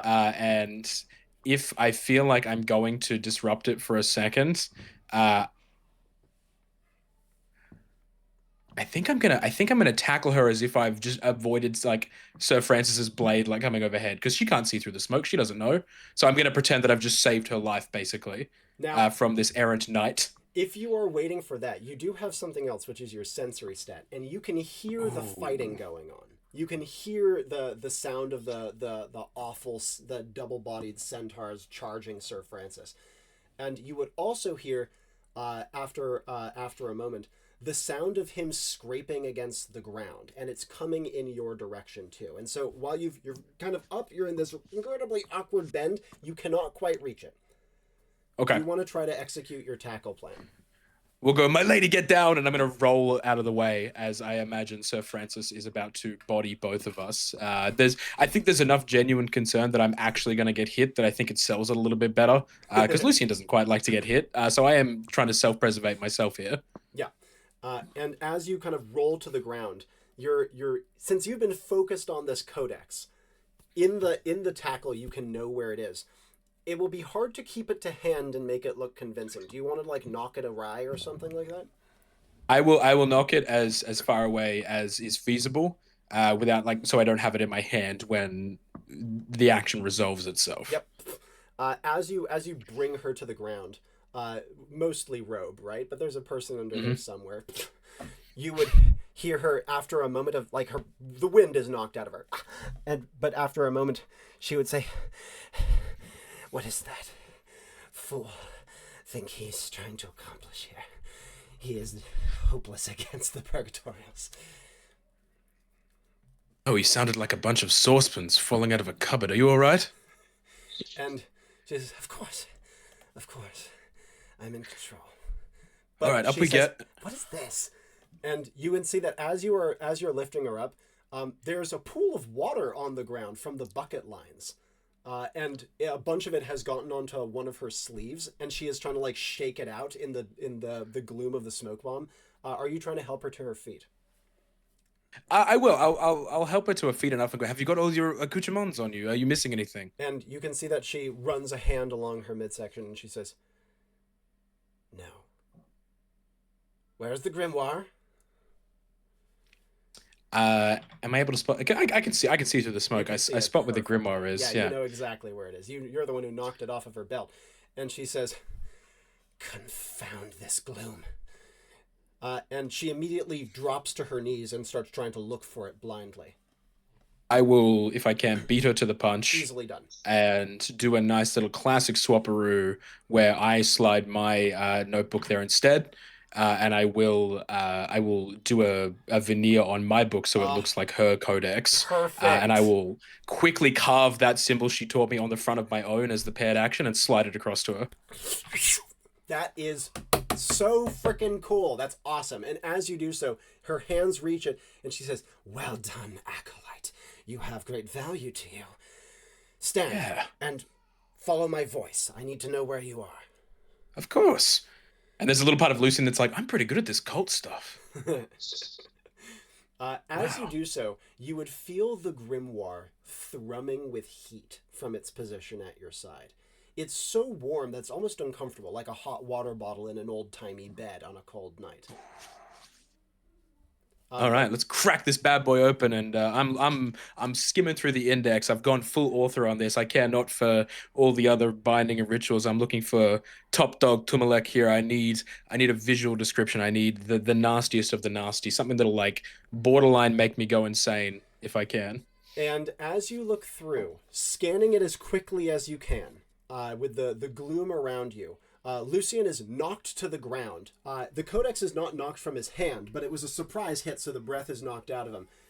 Reason being is that one of the Centaurian ones has rushed past and thrown him to the ground as it's like rushing about to get into position against Sir Francis. Water is now pooling enough that when you hit the ground, you actually splash like you've fallen in a mud puddle, right? And so the entire side of you is soaked. The grimoire catches water as well, but it evaporates instantly, and no water damage is sustained by the book whatsoever. Rattled, but like not completely lost of his wits. Immediate follows from Lucien before I jump back to Wituz. observing that how the book like retains water, knowing that it's probably like a dangerous artifact, I'm gonna open it to whatever page I need, but I'm gonna hold it under the water. Oh, that's so Just cool. so that, just to kind of, yeah, help with any kind of ill effects that it might try and have on him. Yep. Basically. It bubbles and foams, and Lucien realizes something. Remember, in mission statement, you asked someone asked what are the weaknesses that these creatures have, and I said, well, they're creatures of ink. Well, ink and water separates, right? It dissipates it. And as you hold the book under the water, it boils the water, and it doesn't seem like the water truly touches it or damages it, but it reveals a new layer of text underneath the main text. Ooh. I'll begin to read whatever I can before the bubbling gets too much. And are you still trying to find that image, or is Lucien distracted? Oh, the pursuit of knowledge trumps all. I'm like, what is this? This is way more interesting than whatever's in it. Quite. And the first thing that he would gather is that the page that he has stumbled upon is a ritual of some sort. It's another ritual to invoke Tumulek, but this is a much lesser ritual. It's the sort of thing like you might see with a classical god. Oh, pray to help me with this, that, or the other thing. Classic Middle Ages demonology sort of shit. I can bind a demon to help me not go bald or some crap like that. But in this case, the invocation that is being done here is to invoke a fever onto an enemy.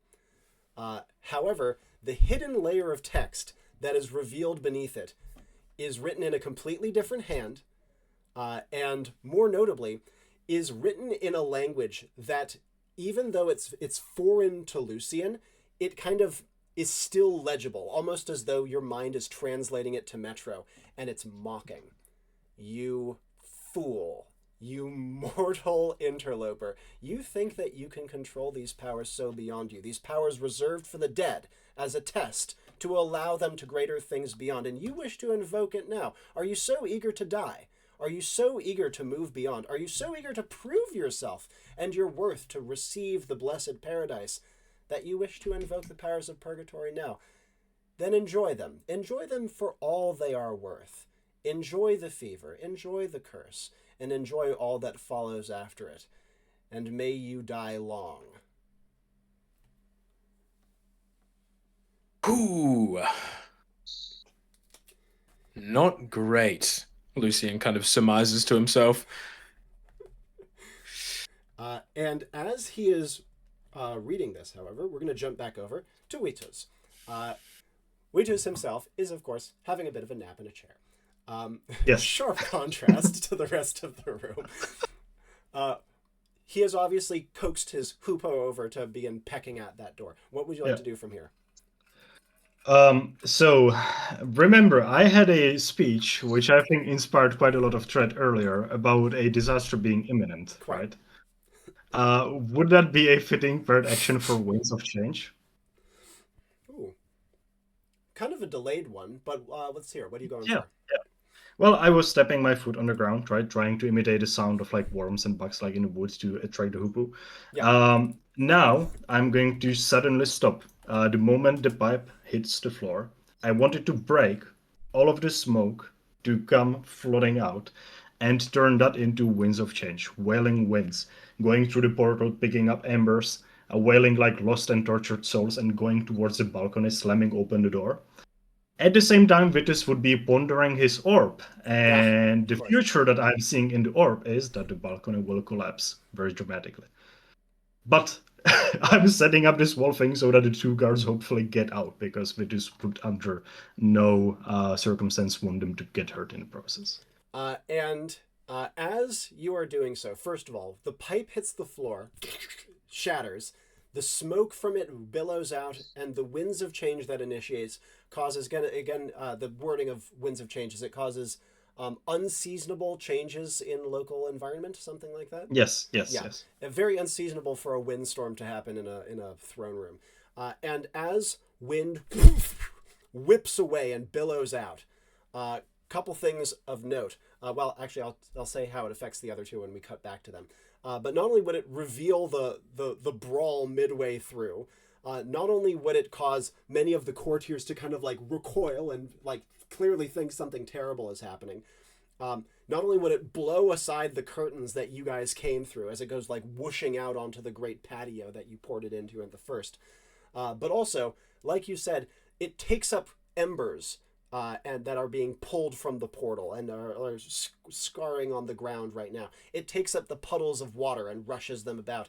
And also, you said you wanted to like draw forth lost souls from the portal. Is that kind of what you were going for there? Just the sort of like wailing wind sounding like it. If you want to take it literally, I would be completely fine with that. I But don't think mostly I would I'm just take trying it literally. Yeah, I was trying to see how important that was to your plan.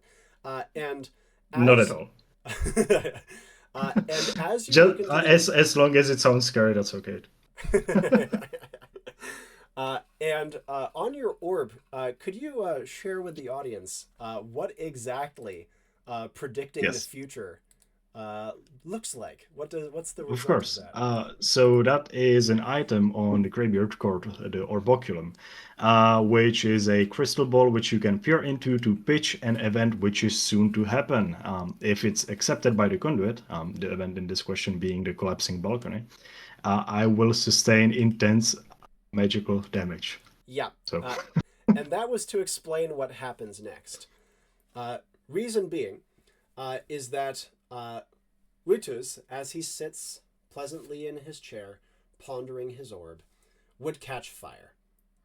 Brilliant fire all over his body. And immediately he is sent into agony. Immediate actions. Activate Great and Terrible, which I was going to do regardless. And I may as well go with the shrouding element being flames, I guess. If that's okay with you. Paired action on that? Yeah. With this suddenly, being engulfed by fire as he was like borderline just napping in the chair. That's certainly quite surprising to him. Gets up very quickly. I think almost collapses, but both hands on the graven staff to prevent him from collapsing. As he does that, he's going to like smash the graven staff into the ground to make a mighty relying on the feathered cap to make like thunder, sort of like thunder noise, through the entire hall. And through the pain, he is going to be shouting a message to all of the people that are gathered around him, which I think would be pretty much like the entire crowd in here, right? Yeah, his vitality is pretty high, if I recall correctly. Yes. Well, it's at least 1+. Let me check. 3 pluses. Yeah, I thought it was 3. So yeah, his voice would be heard by everyone in this room quite effortlessly. Okay. Question. Is anyone making active attempts to flee the scene as, the balcony collapsed? I would be assuming so. The balcony has not collapsed yet, but with the wind that is kicking up and which is catching fire, yes, this has been the first prompt that has caused some of the people that are watching to begin to flee. Mm-hmm. All right, and as Wituz stands up, slams the staff into the ground. I would like that to be like a command. Consider that an arcane manifestation, I guess, for them to just freeze, even if very temporarily. 2 pluses to arcane. And with this gritting through the pain, I don't think even he would be like screaming or yelling or anything, but his graven stuff would be amplifying the voice, sort of making it sound like a crackling fire, right? If you flee on this day, you will be hunted down, all of you, one by one. Take not a single step back. Go forth, face the storm of your own doing, and undo your terrible folly. And he's going to slam the staff again into the ground. And he has another item with him, which is the Guiding Light, which is an item on the Samaritan. Nice. Source of Light, which compels lost souls and scarred people to follow the user. So my Guiding Light would, of course, be on my graven stuff, and it would light up as I have issued this command. And as he does so, with eyes turning towards him, would Wituz just be looking over the crowd, or would he be turning towards the portal and the chaos taking place there? I think he would be looking at the crowd in the sense that it takes a bit of time for him to even like able to move. Like he was Yeah, just engulfed in absolutely. fire, and he's still kind of is right though. I assume it is a bit more under control as it's now a controlled fire. Yeah, But it's a fire that swathes you rather than a fire that is torching you. Though I will say, yeah, Wituz says every like inch of his skin would be screaming in pain from being caught fire. Like his skin would be peeling. He would be in awful shape.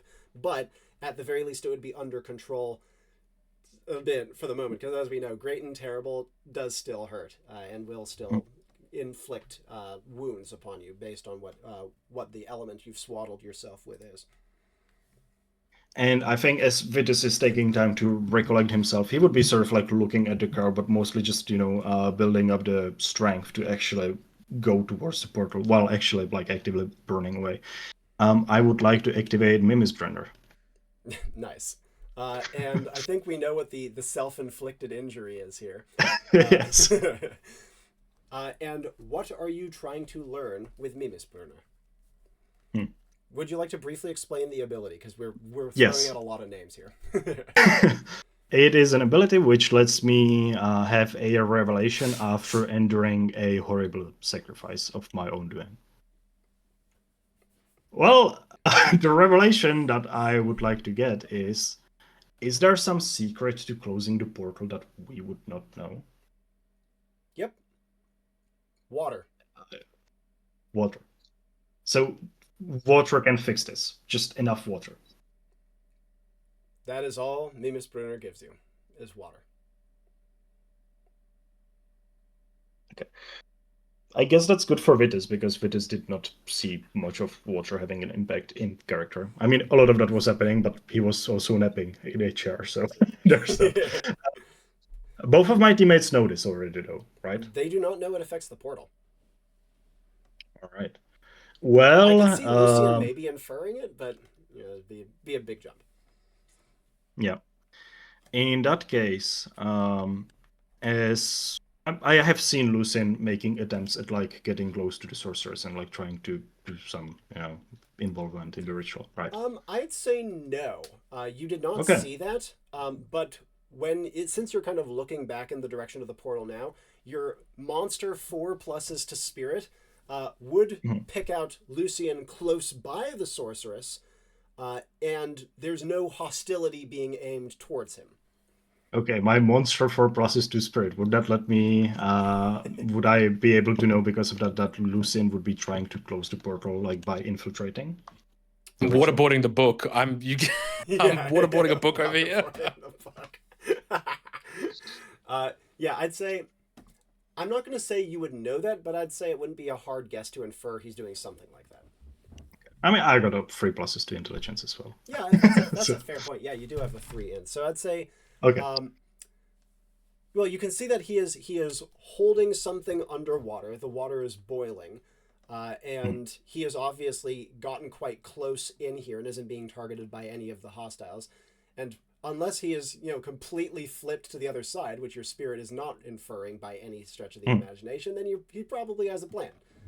Okay, well, I'm asking because I have a perk on my Mimis Printer, which lets me telepathically share the secret I have learned with someone. That's so fucking sick. Oh, God. So that secret is going to Lucien. And as Wituz is doing this, we're going to jump back over to Sir Francis. Now, you have just tripped up that centaur. It's collapsed to the ground next to you. You've rolled out of the way. You have a spearhead sticking out of the armor plate on your back. Immediate follow-ups from you. You have one like still completely on its feet centaur. That is I believe this is the unwounded one. Yeah. That is currently circling around to face you again. What would you like to do from here? Would like to pull the spear point, the lance point from my back, Yep. holding it in one hand and the sword in the other. I will approach the tripped up centaur. Yep. And with a great cry, stab both into the belly of the beast and activate that. Use that as my paired action to activate Garethix. Oh, that's sick. That's so cool. And immediately ink spurts out from both wounds. It is not just your sword that Interesting. hurt it. No, it's their weapons too. Its own weapons hurt it too. And its belly was not armored. Its underbelly, of course. And as you rip it open, and its ink goes spilling out, and it writhes and kicks like kind of futilely against your armor as it dissipates. Immediate follow-ups from Sir Francis. How would he like to sustain the Garethings? Or would he? Or does he just want that initial boom from it? No, he will lance point to his side, but sword up and facing the following centaur. He will say, I am Francis Demar, Demon's Bane. Face me if you dare. Sorceress. And he'll turn to the sorceress. You're next. And then he'll just start charging. Yeah. Is he charging the centaur? Yes, he is. It is backing away from him. Mm-hmm. And additionally, as Francis is doing this, this is when the winds of change would kick in and a great wind would kick up around him. The smoke cloud that had been obscuring the sorceress and Lucien would dissipate. So when he looks to her and says, "You're next," she would be revealed to him by this great gust of wind. It would also kick up the sparks from all around. It would also cause the water to go rushing across the floor. And as you charge, you would feel yourself splashing through the water that the bucket teams had so dutifully dispatched. As you are rushing towards the centaur, you can see that the two heads are quickly talking to each other as you're approaching, and both of them you can see a great fire illuminate in their eyes, and you can see a fire illuminate in their bellies. And rather than opening their mouths, the place where the front human torso attaches to the horse neck opens in a third mouth and belches out a great fireball towards you. What do you want to do as you charge? Great. The water is covering the floor. Yep. So what I'm going to do is just, as I'm running forward, I will tip backwards so that I slide through the water. Yep. And use that momentum to cut through the front legs of the beast. Using the other hand to cover my face. Yeah. No, please finish. Using the other hand to cover the faceplate of my armor and the neck. Yep. That is an essential component of it, because obviously fire is going to get in through those things. You would feel, of course, the enormous sweep of heat as you duck low, but the cool of the water contrasts it. Whatever caught fire is probably going to be doused almost right away. And sweeping out with your sword, your eyes are obscured, so you can't exactly see what wound you have inflicted yet, but you don't hear any cries of pain, nor do you feel like your sword catches against anything. So if you hit, it was probably kind of a graze. What would you like to do immediately after doing so? You are low in the water. Low in the water, I'm going to assume that my momentum carried me far enough forward. I'm going to leap to my feet and stab upwards with both weapons. Yep. As you're leaping to your feet, you see that your momentum did carry you forward, but it trotted backwards. Again, still like recoiling from you, scared of you. And as you leap to your feet, you see it's pushed back further still. It is almost up against the wall, right next to the curtained area through which you came in from the patio originally. It has very little room left to retreat. As you leap to your feet, follow-up actions. I'm going to once again feint. So I'm going to run towards it, looking as if I'm going to stab from one particular side. I'm going to use the slide on the water once again to change the momentum suddenly and try to stab at it from underneath that soft underbelly. Yep.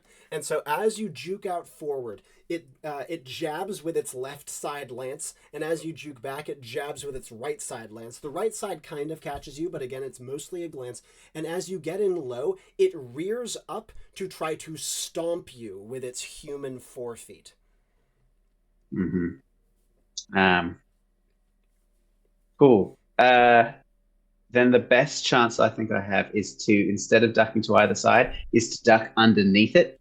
It'll try to take me off at the torso where my center of balance is. So if I duck underneath it and then use that momentum, pushing it off balance. As long as it's off balance, it's not charging me. So I'm going to keep moving forward, keep gaining ground, just keep stabbing at it. And as you do so, getting in underneath it, it stomps down. But of course, it's stomping down along the slope of your back. It's a brutal hit. It's very, very heavy, of course. It's horse weight plus armor and more. And so as it crushes down on top of you, of course, you are forced down low into the ground and pretty much knocked staggering like into the water below. But the spear point is left in its belly because you had your hands up as you were doing so. I saw your kind of body posture from it. You feel your back bruised and slammed from its legs as they came down, and you're now low in the water, but you do hear its screams of pain from where the lance point was left in it.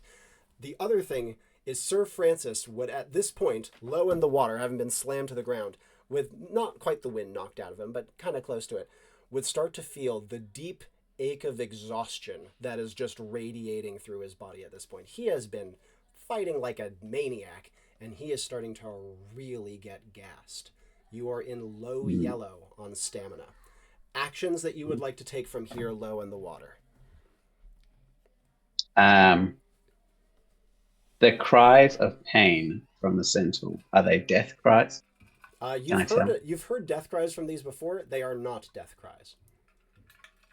Then the best choice that I have is to pull Cornelius towards me with a whistle and a cry. I'll call him towards me. I know he's nearby. He's a faithful warhorse. As I do so, I'm aware that the flailing legs of the centaur are probably my biggest problem right now. And what I'm going to do is I'm going to take a step back from it, wait until it tries to gain its feet. As it tries to get its feet under it, then I'll dash forward, stab it in the belly, and rip it out. A question in that regard. You are kind of on all fours, and you're almost directly under it at this point. So when you say take a step back, are you going to try to like scoot between its legs to get away? Scooting is a good word to use. The floor is slippery because of the water. I'm wearing armor as well, so I would just push myself back into a crouching position from there. And as you are pushing yourself backwards, you would catch like an errant blow to the side of the head from one of its flailing feet. But it would be at this point that Cornelius comes charging in as you're kind of like on the ground in front of it, having scooted out from underneath it. Cornelius comes charging in from your left and headbutts it in its like middle torso, like the rider torso side. The centaur is knocked off of its feet and goes crashing to the ground. Cornelius gives it a few good stomps for good measure, though it doesn't seem like those do a tremendous amount. It is wearing armor, but even though we've discussed Cornelius isn't a weapon per se, it does seem like he is much less effective than your bastard sword or their own weapons thus far. But immediately after a few good stomps, Cornelius comes hurrying over towards you. What do you want to do? Has it dropped its lance? I need reach. It has dropped its lance. Brilliant. I will climb back up on Cornelius, taking the lance with me, and immediately go to pierce it with the lance while it's still on the ground. And obviously, horses have an enormous amount of trouble getting up when they're knocked to the ground. And this is not much of an exception, though it does have two sets of arms to try to push itself to its feet. But as it is doing so, its belly is exposed, meaning that when you ride in, you can pierce it directly with its own lance. Brilliant. As you run it through and it begins to dissipate, screaming its death screams, what do you want to do immediately thereafter? I want to, as it's screaming its death screams, I will pull the lance from it if it's stuck inside it, spur Cornelius on so we get away from the dying body of it, and scan to find the sorceress and see whether there's any more threats around other than she. As Sir Francis is looking, he can feel his whole body like heaving, like his heartbeat is rippling in his ears. His eyes are feeling like there's like a pressure around them such that he only has like an aisle of vision that he is looking out from. But as he observes the room, pandemonium. For one, he can see the giant form of Wituz, like radiant, not in the center of the room, but approaching it. The wizard looks twice his normal size. Probably, if I may interject. Oh yeah, please. I do have a perk on Great Durable, which makes me grow well beyond the standard cap as well. Oh God, okay, that's even bigger. So in that case, he would look twice his size. He would look big enough that he is like filling up over 2 stories of space inside of the room, and all of it bathed in fire. You would also see that one of the balconies from up high inside of the room is coming collapsing down and smashes on the ground in a spray of stone. You would also see the guards with their water bucket chains are continuing to try to throw water into the center of the room. They don't seem to have any plan beyond fire bad, water good, and it seems to be a decent enough plan given how it's helped you thus far. But on top of all that, you can see the sorceress is thronged by her demons that surround her demons. The demons that are currently trying to help her out. At like again, right where you've seen her last. You cannot pick out Lucien, but he's probably there, maybe behind a bunch of the demon bodyguards. And more notably, the portal is working on producing something new, a fresh horror, and it looks big. Previously, the demons have been brought out in groups. But the thing that you see now is coming out alone. You see the tip of a great leathery wing, a long barbed tail, a drooling forked tongue, a great toothy set of jowls. And Sir Francis is exhausted. Immediate follow-ups from Sir Francis, breathing heavy atop Cornelius's back, with the purgatorial lance in his hand. I'm so tired. Okay. It is the lot of a knight to be exhausted. It is the lot of a knight to die honorably. And it is the lot of a knight to look into the jaws of a dragon and know that it spells his doom. So he's going to do his very best to spur Cornelius towards the thing coming out of the portal, brace the lance, and with all of his might and as much momentum as he can possibly do, hurl it towards the jowls of the beast coming through the portal. And as he is doing so, I will treat what you just said as an internal rally for yourself. There is a blip of energy within him. His like trembling hands feel for the moment alive. And as he rushes forward and begins to rear back with the spear, we're going to jump back over to Lucien before we see how that action resolves. Lucien! Waterboarding the book. The secret message revealed. Actions you would like to take. Do you want to still try to look and try to find the image of Tumalek himself? I absolutely do, because I've just seen our kaiju-sized wizard walking over this way, and it's given me an even better idea. So I'm looking for an image. I'm looking for something to go off. And critically, holding this book under the water as you are scanning through, it would allow you to see dozens of hidden messages, dozens of hidden text, but also a hidden image. Tumulek himself is not revealed in the primary body of the text. Of course, a demon lord wouldn't want its true form revealed. But in the hidden messages of the grimoire, that is where you find him. Tumulek has very much a be not afraid sort of appearance, you know what I mean? Biblically accurate purgatorial demon. He is a creature of swirling forms, with great whips of fire lashing round him. His eyes are in rotating bands that kind of match, like almost like slot machine slots that slide around his face with different shapes and forms. He has 5 mouths, each of which snarls in a different form. His crown is made of long dancing tendrils of fire that look like grasping hands. His great body is made of long strips of fabric that reveal almost like a ghostly body beneath, maybe no body at all, but themselves are hung with chains and tassels and strips of flesh. It is a creature that is beyond comprehension, but at the same time is horrific to behold.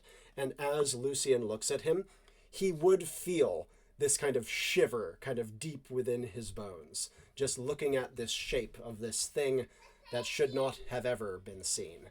What would he like to do?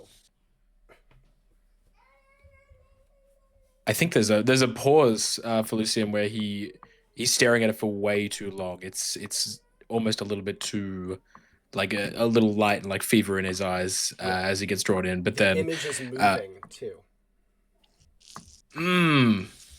But then I think like one of these like massive like errant winds like knocks like a very like nicely like made cravat off and like whips him up in the eye, and he's like, "Oh shit, hang on, we're meant to be doing something." Exactly. You caught me like precisely where we were picking that up. And so this would also mean his smoke bomb is dissipated. Oh shit! And then I look over and I see, like I said, our kaiju-sized graybeard walking over. I look at the horrific monstrosity here, and I will, because I don't have my book, I have this codex now. Yep. So I pull another quill out of my pocket, and I will just throw a veneer on our great graybeard here and make him look like Tumalek. If she wants to see him so bad, let her see him. So I'll just write Magna Bestia inter se usu mi pungent, which is great beasts fight one another on my command. Oh, that's so and I'm gonna cool. dress our graybeard up quickly to look like a biblically accurate purgatorian. Now, the one other thing I will add in, since you've been making such great use of it already, do you want to try to integrate the symbol that she taught you? Ooh, absolutely. So, how and where? I don't have my own ink anymore. I tipped it out, and I'm using the good stuff, the homebrew. So I'm going to have to kind of like write that, and then almost like draw the form of Wituz under, like on top of this image, if that makes sense, to kind of like match it up to where it needs to be. So I'm going to like at all of like the key points, like mind, heart, like, you know, wherever like kind of like a soul would be in this essence. I'm going to draw symbols like on each of those, and like at the joints and the hands as like a concentration of power, basically, and just match it up each of these symbols here and just hope for the best. And the one other thing I have for you that I need to know through is veneer typically wants you to be quite close to the target. Wituz is a little ways away, but he is also bathed in fire, which is, of course, the native element of Tumulek. How do you want to adapt your paired action to be able to affect this at a range? And especially also to enact the veneer fast enough and fluidly enough that it doesn't look obvious, like, you know, that something is being drawn in, you know what I mean? Are there's one of those little like potatoey fire demons near still, or yes, there is. are they all gone? The two that have been guarding you have finally found you amidst the mist and have come over to kind of flank you on either side, though they are clearly uncomfortable standing in water. I'm going to, as part of the action here, because I need that connection with fire, because I see Wituz bathed in flame. I'm going to just start pushing one under the water and just hope that it attacks me, basically. And as the water boils, it's strong. It's actually stronger than Lucien, and as such, as you're absolutely. pushing it down, it pulls over your hand and chomps on it with its giant mouth. Oh Oof. God, this feels like getting a hand stuck in a bear trap. It is like, okay, like full body freezes up. You can't feel your hand. You can't feel your forearm. What do you want to do? I'm gonna. Hopefully, it wasn't my riding hand. I'm gonna. I'd say he would not risk his riding hand for such an action. No, well too clever. I'm hoping that whatever the internals of this burn me enough that I can feel this connection to fire from here to Wituz and kind of channel the action that way. I'm willing to lose my arm for this. Is what I'm saying. And I'd say normally I'd ask you for a check on your will stat, but. In fact, I'd like to know it just for fun, but I think it's baseline. It's baseline. Yeah. However, there is something else going on here. Looking at the unknowable figure of Tumulek has instilled a mania inside of Lucien. I've seen you leaning into it already. And so because of that, he's in such like a state that shoving his hand knowingly into danger, I think, is actually something I won't ask for a will check for here. That said, as the creature chomps onto you, and you would, like you said, kind of routing your power through that connection to Tumulek. In that moment, this kind of this painful euphoria of establishing a connection to this great power, but also the agony of your arm, you would feel then a sickening wrench as like a croc. The purgatorial would rip your arm clean off at the elbow. Mm-hmm. Lucien, how will you not pass out?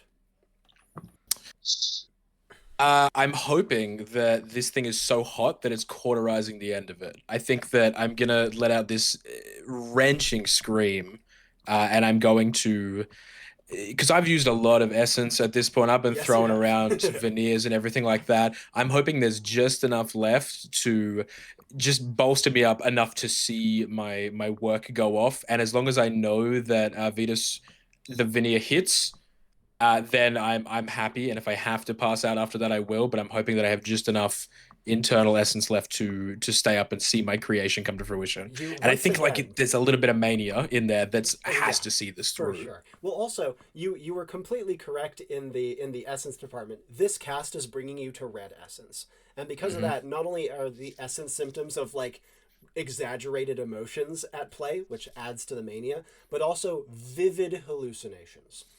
And so because of that, I could see Lucien instead of the court, instead of the chaos of the portal.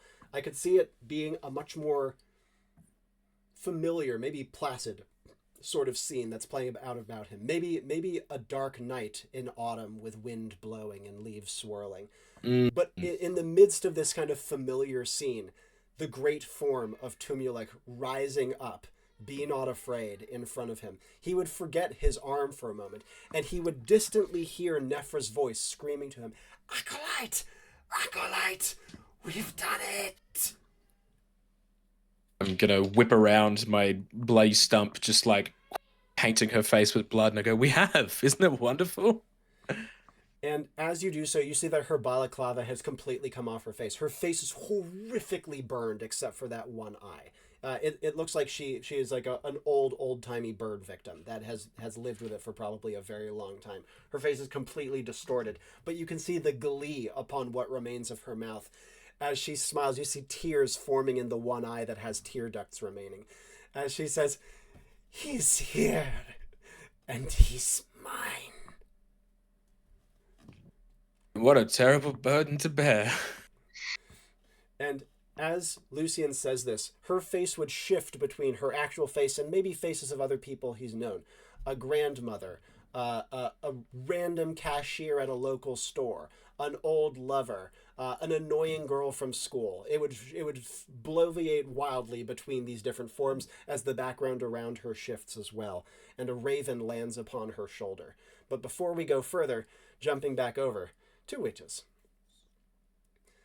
Uh, Um, the two balconies are now collapsing. The one on your right before the one on your left. Francis is on your right side. This is the point at which he is dispatching that second centaur atop his steed Cornelius.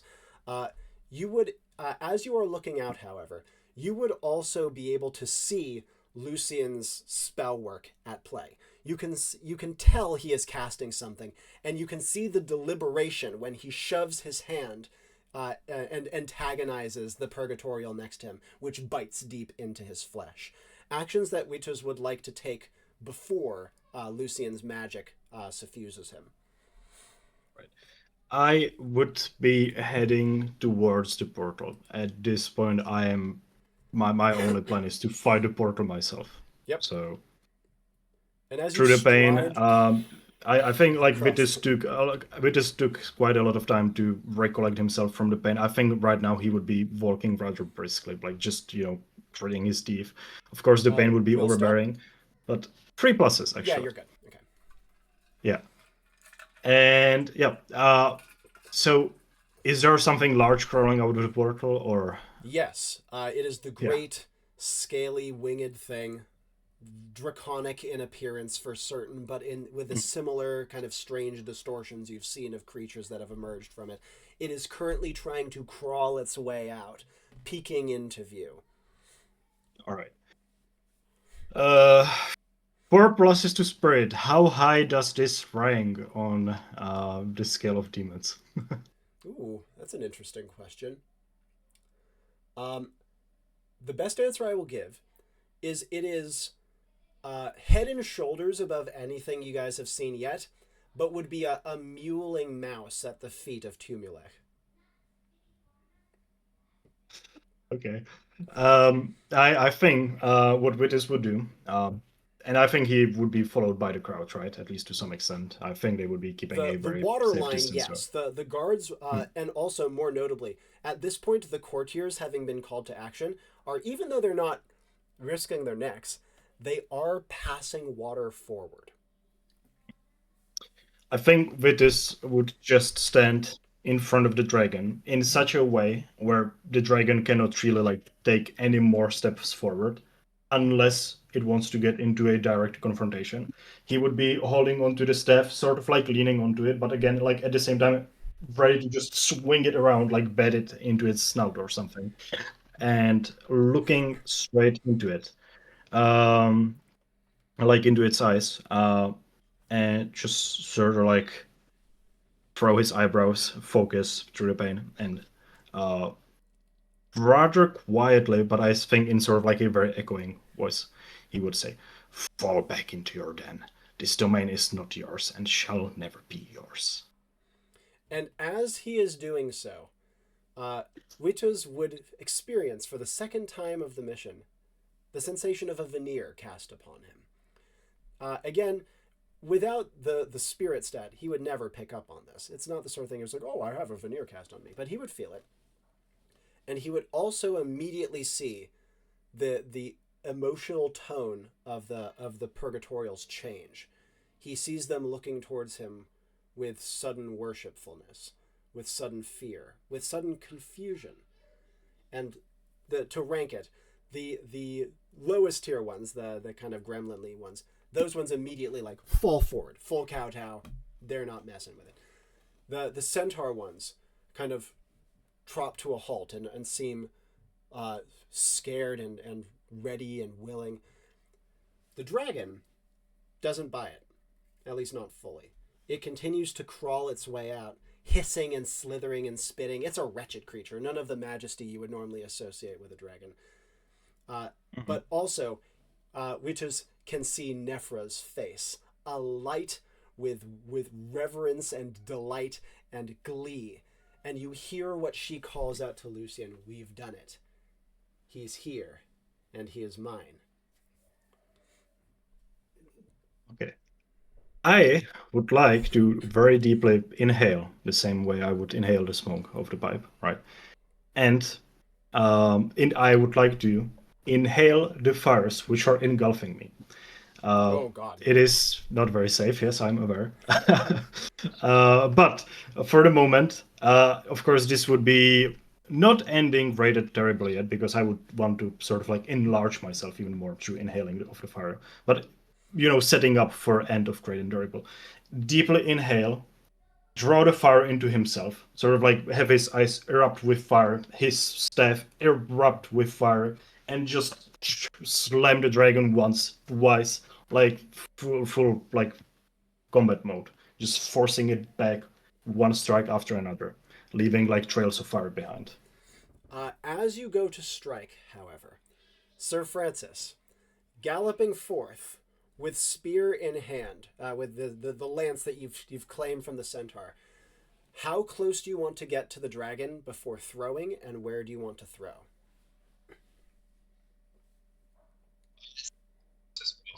The portal's on the ceiling, correct? The portal is not on the ceiling. It's midway between floor and ceiling and is hovering with creatures coming down out of it. Yeah. Not directly underneath. I'm thinking at a right angle distance, same distance from the base of where the portal would be out as it is up. You know what I mean? So we're looking at a 45 totally degree. Get what you're going for. Yep. Yeah, that's what we're going for here. So galloping up, once I've got that optimum angle, then just pelting the lance, the point of the lance towards its jowls as it's coming through the portal. Yep. And as you are rushing forward, you can see it like sneering up towards the gigantic figure of Wituz. I don't even know if Sir Francis would register that Wituz has changed in appearance. He just knows there's something big and fiery over on his left. Francis is aware of his many injuries and very little else. And as he is rushing forward, He can see the great thing looking up towards the burning Wituz. He can see it sneering and slavering. He can see lava dripping from its tongue. And as he does so and throws, before we even know what happens with the lance hit, is Sir Francis going to just be like collapsing against the body of Cornelius and letting him try to steer him away? Or is he going to try to redirect Cornelius to not have him just crash into a mass of demons? I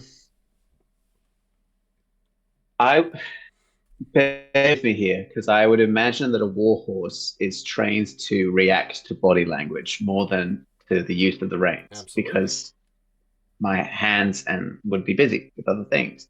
And so as he sort of collapses on the saddle, he would shift his weight so that Cornelius veers off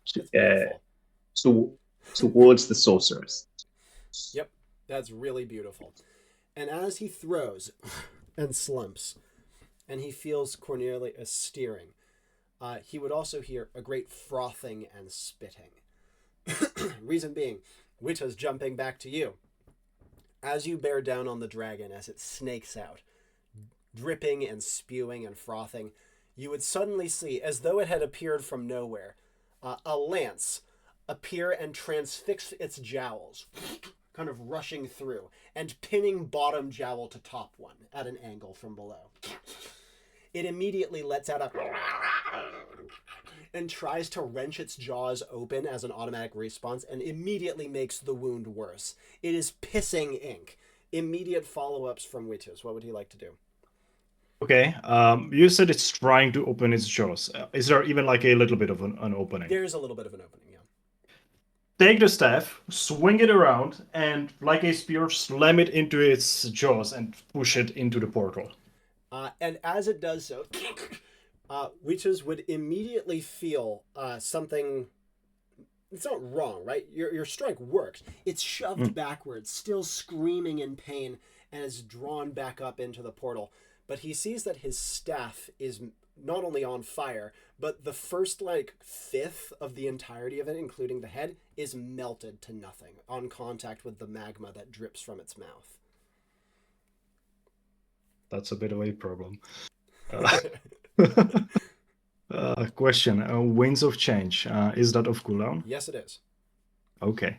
I would like to force the staff even deeper into the portal and strike at the dragon, and leaning forward, almost going through the portal myself. At this point, Wituz, inhaled the fire, would have not exhaled this whole time. Now I want to exhale with embers coming out of my nostrils, flowing through the portal into the purgatory. And I'd like to activate Winds of Change by speaking into the graven staff, having my voice echo in a different dimension. This wouldn't be a boisterous call or anything. Wituz is generally kind of very stretching his physical limits here, I would say, but it would be more of a plea.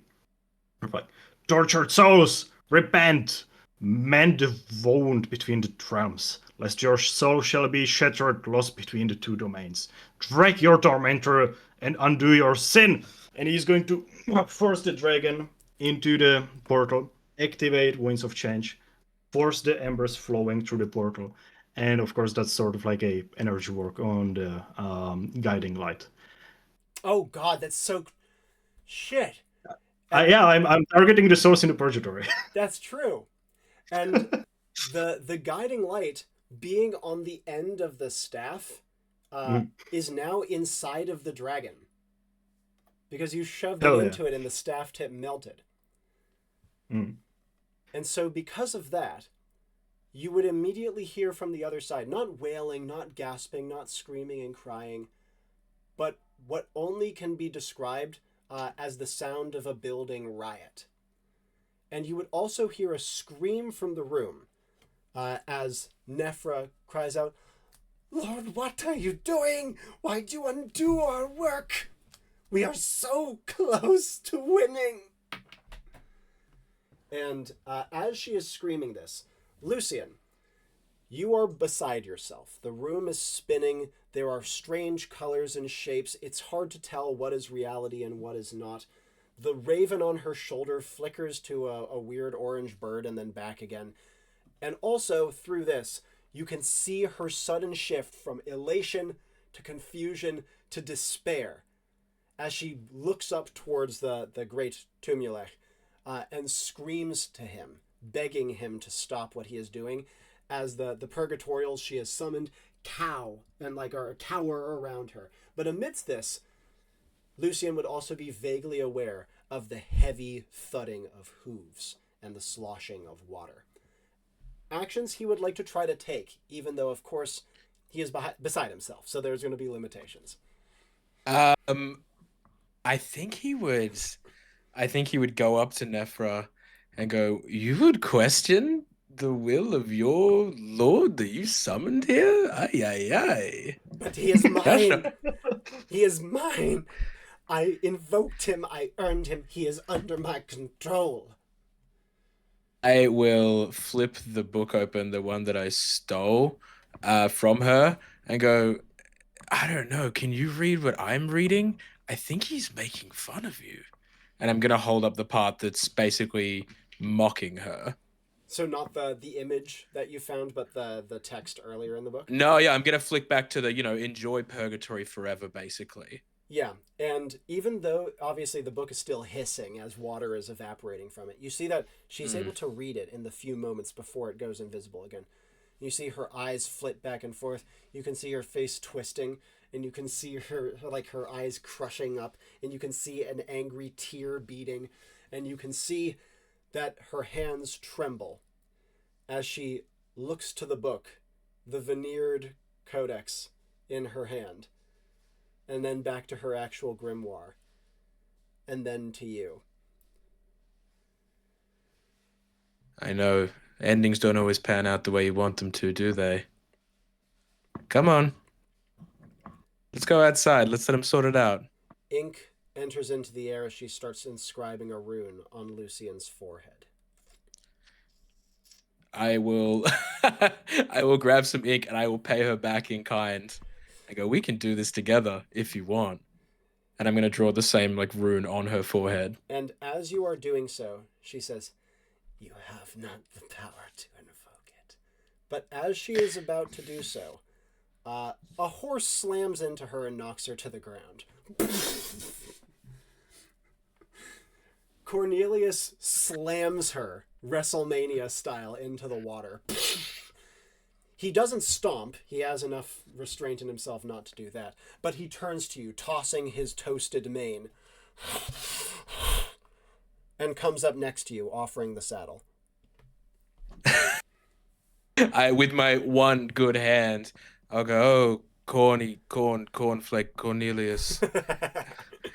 I will try and drag myself up onto this horse, And though Lucien which I don't think I do very well. He's far too weak, but he does feel assistance from behind you. "I have you, sir," as one of the guards from the room pauses from water duty to help him up. And he says, "Giddy up!" as he pats the rump of Cornelius, who then brings the two wounded agents away from the action. Sir Francis is only barely conscious. All he can feel is kind of the thudding of hoofbeats and the sound of Cornelius's breathing. But then he would feel Lucien kind of slump against his back. I think at this point Lucien passes out. I think there's nothing left in the tank at this point. And as he does so, Wituz, you can see the portal being dragged shut. And I do mean drag, almost like a circus tent being taken down, peeled apart, strip by strip, as the purgatorials recoil both from you and from the water which is now surrounding them. And you can see that several of them look up towards the portal, reach their hands up, and they seem to willingly dissipate themselves into ink, which floods back up through the portal as it is closing. Nephra's screams and anger is cut short as she is thrown to the ground. And Wituz's guiding light, even between dimensions through this portal, is still visible to him inside of the belly of the dragon which he has shoved it to. I would like to draw out the Winds of Change here a bit more, even if it's the last thing I do. And Wituz would be like physically exhausted and almost collapsing from the pain, I'm assuming, right? Tell me about it. Yeah, okay. I think he would genuinely like stop himself like short of like just collapsing onto the ground immediately. But he's sort of like in the stance like where he is not moving at all. Like a single move could just, have him collapse. Yeah. Standing completely still, clutching onto the staff, even if it's like half melted away. And I would like him see he would be taking like very slow, very heavy breaths. Each one would be getting amplified by the broken graven staff. And it would be the sound of thunder, but not like aggressive or dramatic just thunder, but just distant. sort of like distant, very distant thunder. And I would like to sort of like amplify and add to the winds of change by calling upon a very light rain, sort of like pleasant rain after the storm has passed. And as he does so, though you guys are inside, I mentioned earlier there's skylight to this room. And amidst all the chaos, especially the balcony falling, was caused by enough internal damage that one of the skylights has cracked as well, and rain starts to drip down into the receiving room as a few final buckets of water put out the last of Nephra's runes, and two guards hurry over, drag her to her feet as she sobs and screams and struggles against them, and one other guard takes up a sheathed sword, not even a drawn one, and with the pommel of it, he smashes open her ink pot and spills it useless across the floor where it mixes with the water. And as he does so, Wituz feels himself shrinking down again. He is trembling across his body, and he is so burnt to a crisp by his own fire that he can barely see. He feels a like cool water rush across him as he is doused as well. Bush, and they put him out. And he feels a shawl thrown around his shoulders and arms around him, and concerned voices. Here you are, old sage. Let's get you to the infirmary. But as you hear these voices, you would also feel your Enclave badge ping. Final actions from Wituz. Ooh. Is he in a position to be able to like even react to the pinging badge? He could, but it'll take him a little while. I think he would be standing still. Like the voice would be reassuring to him because he knows that the mission, not just the mission is done, but everyone seems to be safe. As far as I can tell, no one died here, right? From what you can see, no. What a great success! I hope it's that way. But anyways, I think with this, to make a comparison, would right now be like a trunk of a tree after a wildfire. Yeah. Well, just sort of like surviving, but surviving barely. Maybe he would sort of like hold up his hand to, clasp the other hand, like put on his shoulder. But if he is being dragged somewhere, I think he's just letting himself be dragged. There's some life in him. To the apothecary. Here, someone help me lift him up. And you feel yourself kind of almost picked up bridal carry style, but by two men to ensure that they can carry you. And you're brought hurriedly from the room. Wituz would eventually ping out. Question. Last of my power. I'm relying on the feathered head. Can I make a whistle, sort of like echoing lightly through the halls, to call my hoopoo back to ping the badge? Yes, I will give you that. Okay. And as it flies over and gives like a little peck at the badge, the guard, you don't get to see the guards' shocked faces when Wituz vanishes from their arms. Sir Francis and Lucien, on the other hand, are completely unconscious, and they would not realize the mission had ended until almost a day later when they awaken in an infirmary tended to by apothecaries. They've been brought to a stable state by the healers of this realm, and they are given food, and they are given praise, and they are given an audience with the local lords if they wish for it. And so, in broader narrative strokes, what will their general final actions be in this land before they ping out? I think Lucien would quickly make sure the codex was still on him. I don't know whether or not it got lost in everything.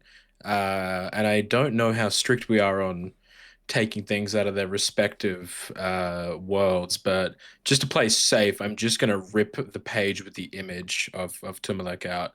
Not anything else, just enough, and I'm gonna slip it back in my book and keep it shut. Yep, the Enclave does have a strict policy against taking things from mission places, but as you get other gear, as you like equip your character and you play more, you can get items that are very, very overt references to stuff that you have encountered on mission if you'd like. You could even reskin your tome to still include that page in it. Well, I will be doing that if I can, please and thank you. And after defacing the grimoire, Sir Francis, broad strokes, final actions. Actions. First thing that needs to be done is that Cornelius deserves an apple, and I will see to it that he gets one. I Received. will get an audience with the local lords and just explain to them what happened, the problem with the summoning, the difficulty in binding something with the ink, the limitations therein, and a general warning, but a reminder and a promise that, someone like us from the Enclave will be there to help them should it ever happen again. And I'll just stand in the back and nod ominously while he's saying that, looking very like, don't do that again. That was silly.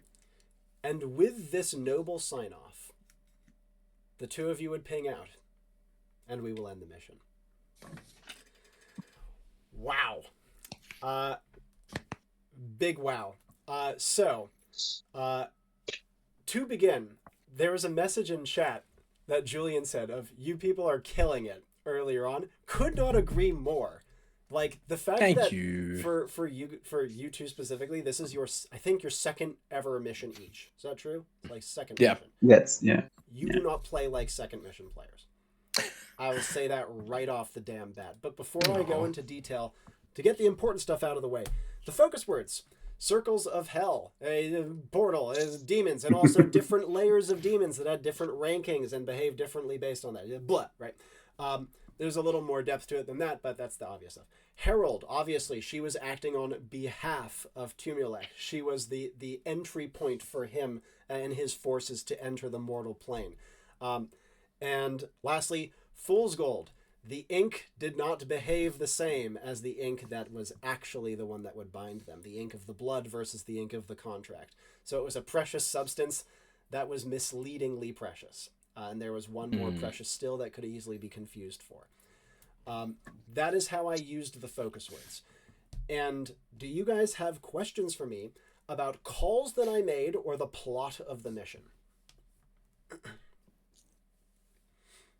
Honestly, it was great. It made sense to me. No questions. I think everything got wrapped up really well. Excellent.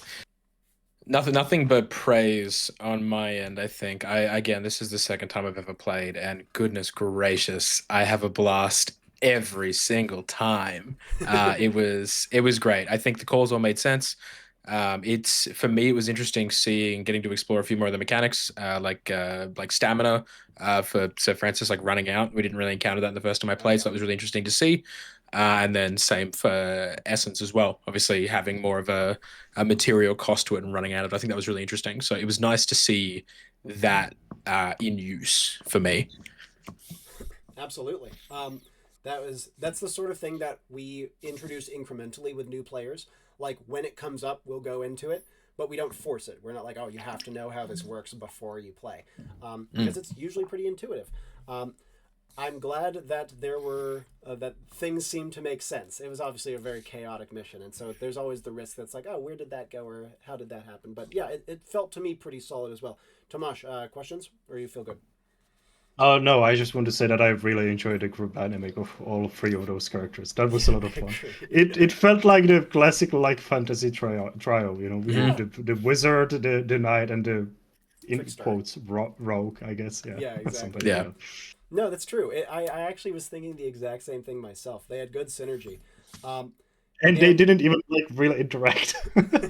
we did split apart quite quickly, yes. Which was quite funny. Oh yeah.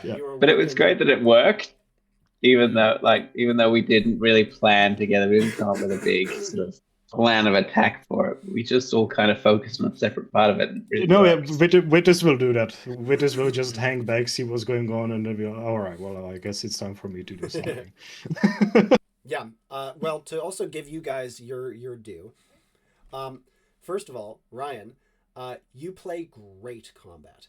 Like you understand the movements of combat. You understand momentum. That's so important. I was trying to present you with really threatening enemies, and you not only took them on solo, you won. And I would not have anticipated that. Great use of your shield wall for dynamic combat actions. The Garrethinks at the end was awesome because it meant you didn't just get charged and stomped flat. The 2 arms for water buckets ended up being fucking critical. And also kind of established, it gave them the idea, water. Yeah, and they're like, oh, of course. And so instead of just body blocking people, they're able to do something proactive because their weapons would not have done much. Obviously, your Bastard Sword has an anti-magic property to it, which is part of the reason why I was able to cut into these things to some degree. And you did a great job realizing that, capitalizing on the fact that they have their own weapons could hurt them too. You pushed every one of your stats to its literal limit. And you made... God, you made great use of your kit. There are so many stats Sir Francis will love to get as he levels. He wants more vitality. He wants reflex. He wants vigor. He really wants vigor, by the way. He wants will. He really wants it. Yeah, he really wants vigor. But yeah, you pushed yourself. It's when you get to higher levels of Enclave, people will like push their character to the very fucking limit almost every mission because you start to get a sense of like how far you can go. And I felt that off you. You pushed your character to the very limit, and you did a brilliant job of it. I didn't feel like I had to reel you in even once. Just awesome. Thank you. Awesome. Thank you. And also, this would be a level up for Sir Francis as well. So you'll be able to think it, and for Lucien as well. So you'll get to figure out what you do with that. Woo! Yes. Speaking of which, Lucien, in the exact same way that Ryan pushed Sir Francis to his limits, you did the same with Lucien, Connor. Like, you pushed him to his limits.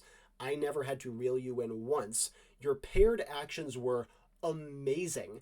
You had an innate understanding that your essence was going low. You used your intelligence stat well. You had clever ideas for how to interface. It's incredibly well done. Really, really good play. Finding the image of Tumulek and then casting it on Wituz was incomparably important. Huge plays everywhere. I feel like strategically, Lucien was the glue of the mission. Wituz did a lot of the big magic stuff. Sir Francis did the big physical stuff and kept it off. But then Lucien was the one who was like the midpoint between the two. The interactions with Nephra were really tight and well done. The getting her codex play was really freaking clever as well. I cannot say enough good things about both of you, frankly. It was awesome. Really awesome play, well beyond what I would expect of players of your experience level. Thank you. And on top of that, they're just both really fun characters that I cannot wait to see again. I hope you get to play with more people. Tomáš, among many others, is a fantastic conduit, and just thinking about how all these other conduits would take to these characters is very exciting for me. But lastly, Tomáš, I've hosted for you God knows how many times at this point. 30, maybe? Maybe, yeah. Yeah. Something I love about Wituz is that you do a great job of not only giving these guys their time, which you absolutely did. There's no attempt to solo or anything silly like that, but you can tell what Wituz is going to do before he does it. I was like, okay, he's going to take off his cloak and use that to dispel the veneer. Yep, he did that. He's then going to sit down and chill out for a bit. Yep, he did that as well. He is predictable in the best possible way, that it allows me to like know what I can give you and then how you respond. Your eye in the sky play with the Hoopoe was obviously amazing. You use your stats stupidly well. I mean, obviously for you guys, it must be fun getting to see what like ridiculously high level stats look like. I was like 4 pluses. How do I get 4 pluses? And I want to point out that I actually forgot to level him up. He was supposed to have 2 more. Yeah, you make it look effortless. His build is so cool. And every single character was in the red on something. by the end of the mission. Wituz was in the red on skin. Like, he's gonna just fucking kill himself with all of this self-inflicted damage he was causing. The guiding light was amazing. And the winds of change words that you spoke all had a lot of gravitas. Obviously, the class lends itself to this, but it had a particularly Gandalfian feel to it, which was very satisfying for me. Oh, you cannot imagine how much I was like bashing my head on the boarding before my third game. Speaking of wording, Yeah.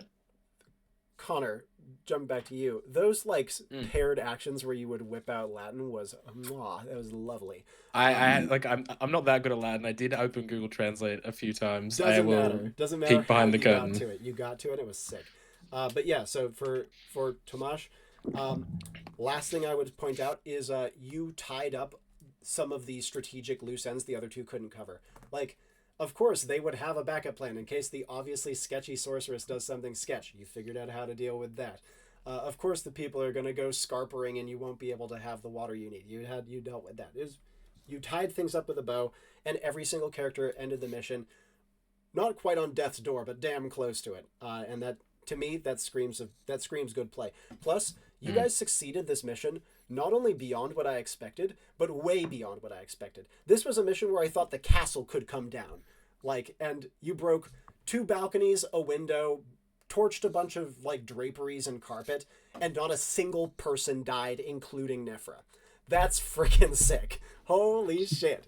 I did not expect that for a moment. So yeah, this is a screaming success, and well-earned one at that. That is all that I had to say. Do you guys have any other stuff you would like to say before we wrap up? If I can just do a quick round robin and just give the flowers to everyone as well. Tomáš, very cool seeing a homebrew class. Robbie and I, when I first got to play, talked about how a lot of the user submitted stuff eventually becomes like official and like published and things like that. So it was incredible to see that in action. I thought that was really cool. It just feels like a class. It just feels like a base class. It feels like a base that's exactly what I thought. It's like, it feels like something that, very much should just be in the book that I was reading from. I was like, damn, how do I do this? I was like, can I do it? I don't know. We'll find out. No, you can. Ryan, the way you describe combat is beautiful. It is so, it's like when I like, DM or play games with people and I'm like, paint me a word picture, that is like the pinnacle of it. The way you described like sweeping like the legs of this like centaur, I was like, I'm there. I can see that. It was just incredible. And Robbie, oh my god, the way you just weave things together, it never like I rave about it to other people in my life. I'm like, dude, I got to play the coolest game the other day. I was like, do you know about this shit? Like, so to get to do it again with you, my friend, is truly a treat that I get to cherish. So I feel very lucky to have been here this evening. Couldn't have said them more in reverse. You are a delight to play with, and you do beautifully. Any other thoughts before we sign off? I'll just quickly add my own thoughts, and I know that there's been a lot of congratulations around, and I won't pile them up too much, but it was honestly, Tomáš, it was great to see an experienced player doing it so well, and it made sense. And Connor loved the creativity, absolutely loved it. You were just great. I never knew quite what you would do, and you still pulled stuff off. Me either. And surprised me, and it really, really worked with the out-of-pocket stuff that I was going to come up with, and it was just fantastic. Oof. And Robbie, once again, thank you for inviting me. This was a great time. Marvelous. In that case, Tomáš, I don't know if you have anything. You seem like... No. I'm completely content. One of my favorite missions of all time. Amazing trial, as I said. I really enjoyed the group dynamics. It was a lot of fun. I was very afraid Wituz would die. Glad that didn't happen. Yeah, it was a distinct possibility for every character here. I was like at various points be like, oh yeah, they're fucking dead. Like, but they clenched it through. Huge group synergy. You guys are amazing. Thank you so much for taking the time. It's been a pleasure. Let's do a quick sign off. We'll go Ryan, Connor, Tomáš. If you have anything to plug, feel free to replug it and say whatever goodbyes you'd like to say. Brilliant. Well, thank you once again for having me. For anyone who's watching, listening, if you haven't checked out my YouTube channel, The Red Quills, which I do fancy map making, please do. Otherwise, it was a wonderful game, and I will be playing much more Enclave in the future. Delighted to have you. Definitely check out the channel. It's awesome. And next, Connor. Thank you so much for having me, everybody. My name is Connor. You can find me as CloudKillConnor on the internet. Follow the sign above there, which I think is flipped. I don't know, maybe. I get to play on the subjectively the best podcast in the world, the Mimic's Den, Talisman of Luckweaver's Tavern. It is a tavern simulator. If there was a nice little spike of Eldritch horror involved into it, it's wonderful. I also make cool TTRPG-inspired clothes. This is a new one. It says Barbarian, if you're a Barbarian type of fan. Otherwise, it's a pleasure to be here. I gotta go level up Lucien, and then I gotta go to bed. I'm so excited. And Tomáš. Well, thank you all for joining us on this mission. Been a lot of fun. Hope you enjoyed it as well. Go check out Enclave Kickstarter like right now and come join the server and come play with us. Right. Yes, that too. I also want to say that. Shout out to the Kickstarter. Go and look at it right now. More importantly than anything else, check that out. Forget everything I said. Well said, gentlemen. Thank you guys so much for taking the time. It has been my absolute pleasure. You guys have been genuinely fantastic. And as always, my name is Robbie Howell. And ciao for now.